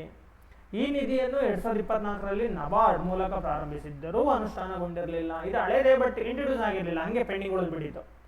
ಉದ್ದೇಶ ಏನು, ಇದೇ ಡೈರೆಕ್ಟ್ ಕ್ವಶನ್ ಆಗುತ್ತೆ. ಉದ್ದೇಶ ಕೃಷಿಯಲ್ಲಿ ನಾವೀನ್ಯತೆಯನ್ನು ಉತ್ತೇಜಿಸುವುದು, ಉತ್ಪಾದಕತೆಯನ್ನು ಹೆಚ್ಚಿಸುವುದು ಮತ್ತು ಗ್ರಾಮೀಣ ಆರ್ಥಿಕತೆಯನ್ನು ಬಲಪಡಿಸುವುದು. ಸೊ ಇದರಲ್ಲೇ ಗೊತ್ತಾಗ್ಬಿಡುತ್ತೆ, ನಾವೀನ್ಯತೆ ಉತ್ತೇಜಿಸುವುದು, ಉತ್ಪಾದಕತೆ, ಗ್ರಾಮೀಣ ಆರ್ಥಿಕತೆ ಬಲಪಡಿಸೋದು. ಸೊ ಇದು ಯಾವ ಸಚಿವಾಲಯದ ಅಂಡರ್ ಬರುತ್ತೆ, ಇದನ್ನು ಇಂಪ್ಲಿಮೆಂಟ್ ಮಾಡೋ ಸಚಿವಾಲಯ ಯಾವುದಪ್ಪ ಅಂತಂದ್ರೆ, ಯಾವ ಸಚಿವಾಲಯದ ಅಡಿಗೆ ಅಗ್ರಿಶ್ಯೂರ್ ಸ್ಕೀಮ್ ಬರ್ತಿದೆ ನೋಡಿ, ಇಲ್ಲಿ ಕೃಷಿ ಮತ್ತು ರೈತ ಕಲ್ಯಾಣ ಸಚಿವಾಲಯದಡಿ ಬರುತ್ತೆ. ಕೃಷಿ ಮತ್ತು ರೈತ ಕಲ್ಯಾಣ ಸಚಿವಾಲಯ. ಅನುಷ್ಠಾನಗೊಳಿಸೋದು ಯಾರು, ಇಂಪ್ಲಿಮೆಂಟಿಂಗ್ ಏಜೆನ್ಸಿ ಯಾವುದು ಅಂತಂದ್ರೆ ನಬಾರ್ಡ್. ಇವರಿಗೆ ಇಂಪ್ಲಿಮೆಂಟ್ ಮಾಡ್ತಾರೆ. ಯಾವ ಮಿನಿಸ್ಟ್ರಿ ಅಂಡರ್ ಬರುತ್ತೆ? ಕೃಷಿ ಮತ್ತು ರೈತ ಕಲ್ಯಾಣ ಸಚಿವಾಲಯದಡಿ ಬರುತ್ತೆ. ಒಟ್ಟು 750 ಕೋಟಿನ ಕೊಟ್ಟಿದ್ದಾರೆ. ಆದರೆ ಸರ್ಕಾರ ಒಂದೇ ದುಡ್ಡು ಕೊಟ್ಟಿಲ್ಲ. ಇದಕ್ಕೆ ಭಾರತ ಸರ್ಕಾರದ್ದು 250 ಕೋಟಿ ಇದೆ, ನಬಾರ್ಡಿಂದ 250 ಕೋಟಿ, ಮತ್ತು ಇತರ ಹೂಡಿಕೆದಾರರು ಯಾರು ಫಂಡ್ ಮಾಡಿರ್ತಾರಲ್ವಾ, ಸೊ ಅವರಿಂದ 250 ಕೋಟಿ, 250 ಟೋಟಲ್ 750 ಕೋಟಿನ ಇದಕ್ಕೆ ಕೊಟ್ಟಿದ್ದಾರೆ. ಫಲಾನುಭವಿಗಳು ಕೃಷಿ ಮೂಲಸೌಕರ್ಯ ಯೋಜನೆಗಳು, ಸ್ಟಾರ್ಟ್ಅಪ್ಗಳು ಮತ್ತು ರೈತ ಉತ್ಪಾದಕ ಸಂಸ್ಥೆಗಳು. ನೇರವಾಗಿ ರೈತರು ಕೊಡೋದಿಲ್ಲ, ಸಂಘಟನೆಗಳ ಮೂಲಕ, ಸ್ಕೀಮ್ಗಳ ಮೂಲಕ ತಲುಪಿಸ್ತಾರೆ. ಮಹತ್ವ ಏನು? ಡ್ರೋನ್ ಮತ್ತು ಕೃತಕ ಬುದ್ಧಿಮತ್ತೆಯಂಥ ಆಧುನಿಕ ತಂತ್ರಜ್ಞಾನಗಳ ಬಳಕೆ. ಇವತ್ತು ಡ್ರೋನ್ ಮತ್ತು ಕೃತಕ ಬುದ್ಧಿಮತ್ತೆಗೆ ಇಂಟ್ರೊಡ್ಯೂಸ್ ಮಾಡ್ಕೋತಾರೆ. ಹವಾಮಾನ ಬದಲಾವಣೆ ತಡೆದುಕೊಳ್ಳುವ ಕೃಷಿ ಪದ್ಧತಿಗಳಿಗೆ ಬೆಂಬಲ, ಗ್ರಾಮೀಣ ಉದ್ಯೋಗಗಳ ಸೃಷ್ಟಿ, ಕೃಷಿ ಉತ್ಪನ್ನಗಳ ಮೌಲ್ಯವರ್ಧನೆ. ಅಗ್ರಿಶ್ಯೂರ್ ಯೋಜನೆ ಏನಕ್ಕೆ ಸಂಬಂಧಪಟ್ಟಿದೆ ಅಂತಂದರೆ, ನಿಮಗೆ ಡೈರೆಕ್ಟಾಗಿ ಗೊತ್ತಿರಲಿ, ಇದು ಏನೇನು ಗೊತ್ತಿರಬೇಕು, ಯಾವ ಮಿನಿಸ್ಟ್ರಿ ಅಂಡರ್ ಬರುತ್ತೆ? ಕೃಷಿ ಮತ್ತು ರೈತ ಕಲ್ಯಾಣ ಸಚಿವಾಲಯ. ಇಂಪ್ಲಿಮೆಂಟ್ ಮಾಡೋದು ಯಾರು? ನಬಾರ್ಡ್. ಅಮೌಂಟ್ ಎಷ್ಟು ಕೊಟ್ಟಿದ್ದಾರೆ? 750 ಕೋಟಿ. ಉದ್ದೇಶ ಏನು? ಕೃಷಿಯಲ್ಲಿ ನಾವೀನ್ಯತೆಯನ್ನು ಉತ್ತೇಜಿಸುವುದು, ಉತ್ಪಾದಕತೆಯನ್ನು ಹೆಚ್ಚಿಸುವುದು ಮತ್ತು ಗ್ರಾಮೀಣ ಆರ್ಥಿಕತೆಯನ್ನು ಬಲಿಪಡಿಸುವುದು. ಇಷ್ಟು 4 ಪಾಯಿಂಟ್ ನೆನ್ಪಿಟ್ಕೊಳ್ಳಿ ಇದಕ್ಕೆ AgriSure scheme. Next scheme. Okay GDP ಮೂಲ ವರ್ಷ ಬದಲಾವಣೆ. ಸೊ ಬೇಸ್ ಇಯರ್ನ ಚೇಂಜ್ ಮಾಡಿದ್ದಾರೆ. GDP ಗ್ರಾಸ್ ಡೊಮೆಸ್ಟಿಕ್ ಪ್ರಾಡಕ್ಟ್ ಅಂತ ಕರೀತಿಲ್ವಾ, ಗ್ರಾಸ್ ಡೊಮೆಸ್ಟಿಕ್ ಪ್ರಾಡಕ್ಟ್, ಇದರ ಬೇಸ್ ಇಯರ್ನ ಚೇಂಜ್ ಮಾಡ್ತಿದ್ದಾರೆ. ಬೇಸ್ ಇಯರ್ ಮೂಲ ವರ್ಷವನ್ನು. ಸೊ ನೋಡಿ ಅದೇನಂತ, ಜಾಗತಿಕ ಆರ್ಥಿಕ ಬದಲಾವಣೆಗಳಿಗೆ ಅನುಗುಣವಾಗಿ ಭಾರತದ GDPಯ ಮೂಲ ವರ್ಷವನ್ನು ಬದಲಾಯಿಸಲಾಗುತ್ತಿದೆ. ಸೊ ಒಳ್ಳೆಯದು ಮಾಡಬೇಕು. ಇದರ ತುಂಬ ಹಳೇದಾಗ್ಬಿಟ್ಟಿತ್ತು ಬೇಸ್ ಇಯರು. ಸಾಂಸ್ಕೃತಿಕ ಮತ್ತು ಕಾರ್ಯಕ್ರಮ ಅನುಷ್ಠಾನ ಸಚಿವಾಲಯ, ವೆರಿ ಇಂಪಾರ್ಟೆಂಟ್ ನೋಡಿ. ಸಾಂಖ್ಯಿಕ, ಆಕ್ಚುಲಿ ಸಾಂಸ್ಕೃತಿಕ ಅಂತಿದ್ದು ಸಾಂಖ್ಯಿಕ ಅಂತ ಬರ್ಬೇಕಿಲ್ಲಿ. ಸಾಂಖ್ಯಿಕ ಮತ್ತು ಕಾರ್ಯಕ್ರಮ ಅನುಷ್ಠಾನ ಸಚಿವಾಲಯವು GDP ಮೂಲ ವರ್ಷವನ್ನು ನೋಡಿ, ವೆರಿ ಮಾಡಿ, ಪ್ರೆಸೆಂಟ್ ಇರೋದೆಷ್ಟು? 2011-12. ಈಗ ಬದಲಾಯಿಸಿರೋದು ಎಷ್ಟಕ್ಕೆ? 2022-23 ಈಗ ಬದಲಾಯಿಸಿದ್ದಾರೆ. ಈ ಹೊಸ ಸರಣಿಯು ಯಾವಾಗ ಜಾರಿಗೆ ಬಂದಿದೆ? 2020 ಫೆಬ್ರವರಿ 27 ಜಾರಿಗೆ ಬಂದಿದೆ. ಬದಲಾವಣೆ ಅಗತ್ಯ ಏನಿತ್ತು? ಬೇಸ್ ಇಯರ್ ಅದನ್ನೇ ಇಟ್ಕೋ. ಅಂದರೆ ಬೇಸ್ ಇಯರ್ ಅಂದರೆ ಏನಿಲ್ಲ, ಈಗ ನಾವು ಏನಾದರೂ ಇನ್ಫ್ಲೇಷನ್ ಆಗಲಿ, ಏನೇ ಒಂದು GDP ಕ್ಯಾಲ್ಕುಲೇಷನ್ ಮಾಡೋ ಟೈಮಲ್ಲಿ ಯಾವ್ದಾದ್ರು ಒಂದು ಹೋಲಿಕೆ ಮಾಡಬೇಕಲ್ಲ. ಈಗ ಲಾಸ್ಟ್ ಇಯರು ಇಷ್ಟು ಸಂಪಾದನೆ ಮಾಡಿದೆ, ಈ ವರ್ಷ ಎಷ್ಟು ಸಂಪಾದನೆ ಮಾಡಿದ್ದೀನಿ ಅಂತ ಕಂಪೇರ್ ಮಾಡಬೇಕು, ಏನಾದರೂ ಒಂದು ಬೇಕಲ್ವಾ. ಹಾಗೆ ಇಲ್ಲಿರುವಂಥ ಇನ್ಫ್ಲೇಷನ್ ಈ ಥರ ಏನೇ ಡೆವಲಪ್ಮೆಂಟ್ ಇದ್ರೂ ಕಂಪೇರ್ ಮಾಡೋಕೆ ಒಂದು ಇಯರ್ ತಗೋತಾರೆ. ಅದನ್ನು GDP ಕ್ಯಾಲ್ಕುಲೇಷನ್ಗೆ 2011-12 ತಗೋತಾ ಇದ್ರು. ಬಟ್ ಎಷ್ಟು ವರ್ಷ ಆಗೋಯ್ತಲ್ವ? 15 ವರ್ಷದವರೆಗೂ ಆಗೋಗಿದೆ. ಅಷ್ಟು ಹಳೆದನ್ನ ಕ್ಯಾಲ್ಕುಲೇಟ್ ಮಾಡಕ್ಕೆ ಹೋದ್ರೆ ಆಗೋದಿಲ್ಲ. ಯಾಕೆ? ಈಗ ಸಾಕಷ್ಟು ಬದಲಾವಣೆ ಆಗಿದೆ. ಏನೇನು ಬದಲಾವಣೆ ಆಗಿದೆ ನೋಡಿ, ಡಿಜಿಟಲೀಕರಣ ಬಂದ್ಬಿಟ್ಟಿದೆ. ಹಿಂದೆ ಯಾವಾಗ ಮೊಬೈಲ್ ಇರಲಿಲ್ಲ, ಕೀಪ್ಯಾಡ್ ಹೊತ್ಕೊಂಡು ಇದ್ವಿ ಅಲ್ವಾ. ಸೊ GST ಬಂದಿದೆ, COVID-19 ಬಂದಿದೆ. ಇದರಿಂದಾಗಿ ಸಾಕಷ್ಟು ಆರ್ಥಿಕ ಬದಲಾವಣೆಗಳು ಆಗ್ಬಿಟ್ಟಿದೆ. ನಾವಿನ್ನೂ ಹಳೆಯ 15 ವರ್ಷದ ಬೇಸ್ ಇಯರ್ ಇಟ್ಕೊಳ್ಳೋಕ್ಕಾಗಲ್ಲ ಅಲ್ವಾ. ಸೊ ಅದಕ್ಕೋಸ್ಕರ ಇವಾಗ ಬೇಸ್ ಇಯರ್ನ ಇಲ್ಲಿ ತೊಗೊಂಡಿದ್ದಾರೆ, 2022-23ನ ತೊಗೊಂಡಿದ್ದಾರೆ. ಸೊ ನಾವು ಹತ್ರಕ್ಕೆ ಕಂಪೇರ್ ಮಾಡಿ ನೋಡ್ಬೋದು ಇವಾಗ ಏನು ಇಂಪ್ರೂವ್ ಆಗಿದೆ, ಅಥವಾ ಇನ್ಫ್ಲೇಷನ್ ಯಾವ ಥರ ಇದೆ, GDP ಕ್ಯಾಲ್ಕುಲೇಷನ್ ಯಾವ ಥರ ಬರುತ್ತೆ ಅನ್ನೋದನ್ನೆಲ್ಲ ಇದಕ್ಕೆ ನಾವು ತೊಗೋಬೋದು. ಓಕೆ, ರಾಷ್ಟ್ರೀಯ ಸಾಂಖ್ಯಿಕ ಆಯೋಗ. ಓಕೆ, ರಾಷ್ಟ್ರೀಯ ಸಾಂಖ್ಯಿಕ ಆಯೋಗವು ಪ್ರತಿ 5 ವರ್ಷಗಳಿಗೊಮ್ಮೆ ಈ ಪರಿಷ್ಕರಣೆಯನ್ನು ಶಿಫಾರಸು ಮಾಡುತ್ತೆ. ಒಳ್ಳೆಯದು. ಅದ್ರ ಜೊತೆ ಇನ್ನೊಂದಷ್ಟು ಬೇಸ್ ಇಯರ್ ಚೇಂಜ್ ಆಗಿದೆ ನೋಡಿ. GDP ಬೇಸ್ ಇಯರ್ ಬದಲಾಯಿತು 2011-12ರಿಂದ 2022-23ಕ್ಕೆ. ಅದ್ರ ಜೊತೆಗೆ ಕನ್ಸ್ಯೂಮರ್ ಪ್ರೈಸ್ ಇಂಡೆಕ್ಸ್ ಮೂಲ ವರ್ಷ ಬದಲಾಗಿದೆ. ಕನ್ಸ್ಯೂಮರ್ ಪ್ರೈಸ್ ಇಂಡೆಕ್ಸ್ ಅಂದರೆ ಗ್ರಾಹಕ ಬೆಲೆ ಸೂಚ್ಯಂಕ, ಅದನ್ನು ಕೂಡ 2023-24 ನೋಡಿ. ಇದನ್ನ ಮ್ಯಾಚ್ ಮಾಡೋಕ್ಕೆ ಗ್ಯಾರಂಟಿ ಕೇಳ್ಬೋದು. GDP ಮೂಲ ವರ್ಷ 2022-23 ತೊಗೊಂಡಿದ್ದಾರೆ. ಕನ್ಸ್ಯೂಮರ್ ಪ್ರೈಸ್ ಇಂಡೆಕ್ಸ್ ಗ್ರಾಹಕ ಬೆಲೆ ಸೂಚ್ಯಂಕವನ್ನು 23-24 ತೊಗೊಂಡಿದ್ದಾರೆ. ಕೈಗಾರಿಕಾ ಉತ್ಪಾದನಾ ಸೂಚ್ಯಂಕ ಇದನ್ನು 2022-23ನ ಬೇಸ್ ಇಯರ್ ಆಗಿ ಮಾಡಿದ್ದಾರೆ. ಇವು 3ನ ಮ್ಯಾಚ್ ಮಾಡೋದಕ್ಕೆ ಕೇಳ್ಬೋದು. ಯಾಕೆಂದರೆ 3 ಅದರಲ್ಲಿ 2 ಒಂದೇ ಥರ ಇದೆ. ಯಾವುದು? IIP ಕೈಗಾರಿಕಾ ಉತ್ಪಾದನಾ ಸೂಚ್ಯಂಕ 22-23, GDP ಮೂಲ ವರ್ಷನೂ ಕೂಡ 22-23 ಇದೆ. ಈ ಕನ್ಸ್ಯೂಮರ್ ಪ್ರೈಸ್ ಇಂಡೆಕ್ಸ್ ಮಾತ್ರ 23-24 ನೆಕ್ಸ್ಟ್ ಇಯರ್ಗೆ ಬಂದು ಸೇರ್ಕೊಂಡಿದೆ. ಅಷ್ಟು ನೆನ್ಪಿಟ್ಕೊಳ್ಳಿ. ಇದೆಲ್ಲ ಇರಲಿ, ಇಷ್ಟೊಂದು ಡೀಟೇಲಾಗಿ ಏನು ಹೋಗೋದು ಬೇಡ. ಅದರಿಂದ ಏನೇನು ಲಾಭ ಆಗುತ್ತೆ ಅನ್ನೋದೆಲ್ಲ ಇದೆ ಇಲ್ಲಿ. ಓಕೆ, ಸೊ ನಾವು ಇಷ್ಟೇ ಸಾಕು, ಇಷ್ಟೇ ನೆನ್ಪಿಟ್ಕೊಳ್ಳಿ. Next question, next current affairs. Srinagar central ಜೈಲಿನ ಮೊದಲ ಮಹಿಳಾ ಮುಖ್ಯಸ್ಥೆಯಾಗಿ ಸಬಾ ಶಾಲ್ ನೇಮಕ ಮಾಡಿದ್ದಾರೆ. ಅಂದರೆ ಶ್ರೀನಗರದ ಗೃಹ ಇಲಾಖೆ ಇತ್ತೀಚಿನ ಆದೇಶದಂತೆ ಶ್ರೀನಗರ ಸೆಂಟ್ರಲ್ ಜೈಲ್, ಅಲ್ಲಿನ ಸೆಂಟ್ರಲ್ ಜೈಲ್ಗೆ ಅಧೀಕ್ಷಕರಾಗಿ ಮೊದಲ ಕಾಶ್ಮೀರಿ ಮಹಿಳಾ ಅಧಿಕಾರಿಯಾದ ಸಬಾ ಶಾಲ್ ಅವರನ್ನು ನೇಮಕ ಮಾಡಿದೆ. ಇದೊಂದೇ ಪಾಯಿಂಟ್ ಸಾಕು, ಇಲ್ಲಿ ಇನ್ನೇನು ಬೇಡ. ಇವರು ಜಮ್ಮು ಕಾಶ್ಮೀರದಲ್ಲಿ ಕಾರಾಗೃಹ ಇಲಾಖೆಯಲ್ಲಿ ಪೊಲೀಸ್ ಅಧೀಕ್ಷಕರಾಗಿದ್ದರು, ಅವರು ಪ್ರಮೋಷನ್ ಕೊಟ್ಟಿದ್ದಾರೆ. ಸರಿ, ನೇಮ್ ಅಷ್ಟೇ ನೆನ್ಪಿಟ್ಕೊಳ್ಳಿ. ಇಲ್ಲಿ ಅಪಾಯಿಂಟ್ಮೆಂಟ್ ಸಂಬಂಧಪಟ್ಟಿದ್ದು ಇಲ್ಲಿ ತುಂಬ ಏನು ಬೇಡ. ಶ್ರೀನಗರದ ಸೆಂಟ್ರಲ್ ಜೈಲ್ಗೆ ಇತ್ತೀಚೆಗೆ ಆಯ್ಕೆಯಾದ ಮೊದಲ ಕಾಶ್ಮೀರಿ ಮಹಿಳೆ ಯಾರು ಅಂತ ಕೇಳ್ಬೋದು, ಸಬಾ ಶಾಲ್. ಅಥವಾ ನಿಮಗೆ ಸಬಾ ಶಾಲ್ ಅವರು ಇತ್ತೀಚೆಗೆ ಮೊದಲ ಬಾರಿಗೆ ಆಯ್ಕೆ ಆದರು, ಎಲ್ಲಿಗೆ, ಯಾವ ಒಂದು ಕಾರಾಗೃಹಕ್ಕೆ ಅಂತಲೇ ಕೇಳ್ಬೋದು. ಶ್ರೀನಗರದ ಸೆಂಟ್ರಲ್ ಜೈಲ್ ಅಷ್ಟೇ ಸಾಕು, ಇದರಲ್ಲಿ ಡೀಟೇಲಾಗಿ ಏನು ಬೇಡ. ನೆಕ್ಸ್ಟ್ ಕ್ವಶನ್ ನೋಡಿ, ರಾಷ್ಟ್ರೀಯ ಮಾನವ ಹಕ್ಕುಗಳ ಆಯೋಗ, ನ್ಯಾಷನಲ್ ಹ್ಯೂಮನ್ ರೈಟ್ಸ್ ಕಮಿಷನ್. ಏನು ನ್ಯೂಸು? ಉತ್ತರ ಪ್ರದೇಶದ ಗೋರಖ್ಪುರ ಜಿಲ್ಲೆಯಲ್ಲಿ ತೆರೆದ ಚರಂಡಿಗೆ ಬಿದ್ದು ಬಾಲಕ ಸಾವನ್ನಪ್ಪಿದ ವರದಿಯನ್ನು ಸ್ವಯಂ ಪ್ರೇರಿತ ದೂರಾಗಿ NHRC ಪರಿಗಣಿಸಿದೆ. ಅಲ್ಲಿ ಒಂದು ತೆರೆದ ಗುಂಡಿ ಇತ್ತು, ಒಬ್ಬ ಹುಡುಗ ಹೋಗಿ ಬಿದ್ದೋಗ್ಬಿಟ್ಟ, ಅದಕ್ಕೊಂದು ಕೇಸ್ ತಗೊಂಡಿದೆ NHRC, ಸ್ವತಃ ತಗೊಂಡಿದೆ. ಇದನ್ನು ಸುಮೋಟೋ ಅಂತ ಕರೀತಾರೆ. ಸುಮೋಟೋ ಅಂದ್ರೇನು? ಸ್ವಯಂ ಪ್ರೇರಿತವಾಗಿ ಕೇಸ್ನ ದಾಖಲಿಸ್ಕೊಳ್ಳೋದು ಅಂತ. ಓಕೆನಾ? ಸೊ ಇಲ್ಲಿ ನ್ಯೂಸ್ ಇದೆ, ನಮಗೆ ನ್ಯೂಸ್ ಇಂಪಾರ್ಟೆಂಟ್ ಇಲ್ಲ. ಇಲ್ಲಿ ಏನು ಇಂಪಾರ್ಟೆಂಟ್ ಗೊತ್ತಾ? ಈ ಬಾಡಿನೇ ಇಂಪಾರ್ಟೆಂಟ್. ಯಾವುದು? NHRC ಸಂಸ್ಥೆನೇ ಇಂಪಾರ್ಟೆಂಟ್ ಆಗಿದೆ. NHRC ಸಂಸ್ಥೆ ಬಗ್ಗೆ ನೋಡೋಣ. ಆ ನ್ಯೂಸ್ ಏನಾದರೂ ನ್ಯೂಸ್ ಬಗ್ಗೆ ತಲೆ ಕೆಡಿಸ್ಕೊಬೇಡಿ. ಓಕೆ, ನ್ಯೂಸ್ ಏನಿದೆ? ಓಕೆ, NHRC ಒಂದೇ ನಿಮಿಷ.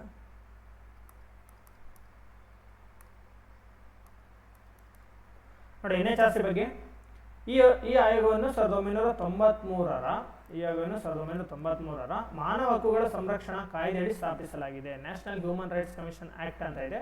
ಆ ಕಾಯ್ದೆನಲ್ಲಿ 1993 ಅಂಡರ್ಲಿ ಇದನ್ನು ಸ್ಥಾಪಿಸಿದ್ದಾರೆ. ಅಂದ್ರೆ ಆ ಕಾಯ್ದೆ ಅಂಡರ್ ಬಂದಿದೆ, ಒಂದು ಕಾನೂನಿನ ಅಡಿಯಲ್ಲಿ ಬಂದಿದೆ. ಅಂದ್ರೆ ಇದು ಯಾವ ತರ ಸಂಸ್ಥೆನಪ್ಪ?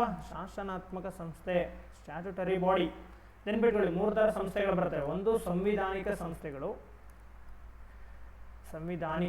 ಸಂಸ್ಥೆಗಳು ಕಾನ್ಸ್ಟಿಟ್ಯೂಷನಲ್ ಬಾಡೀಸು. ಇನ್ನೊಂದು ಶಾಸನಾತ್ಮಕ ಸಂಸ್ಥೆಗಳು, ಶಾಸನಾತ್ಮಕ ಅಂದರೆ ಸ್ಟ್ಯಾಟ್ಯೂಟರಿ ಬಾಡೀಸ್. ಇನ್ನೊಂದು ಕಾರ್ಯಾಂಗೀಯ ಸಂಸ್ಥೆಗಳು, ಎಕ್ಸಿಕ್ಯೂಟಿವ್ ಬಾಡಿ.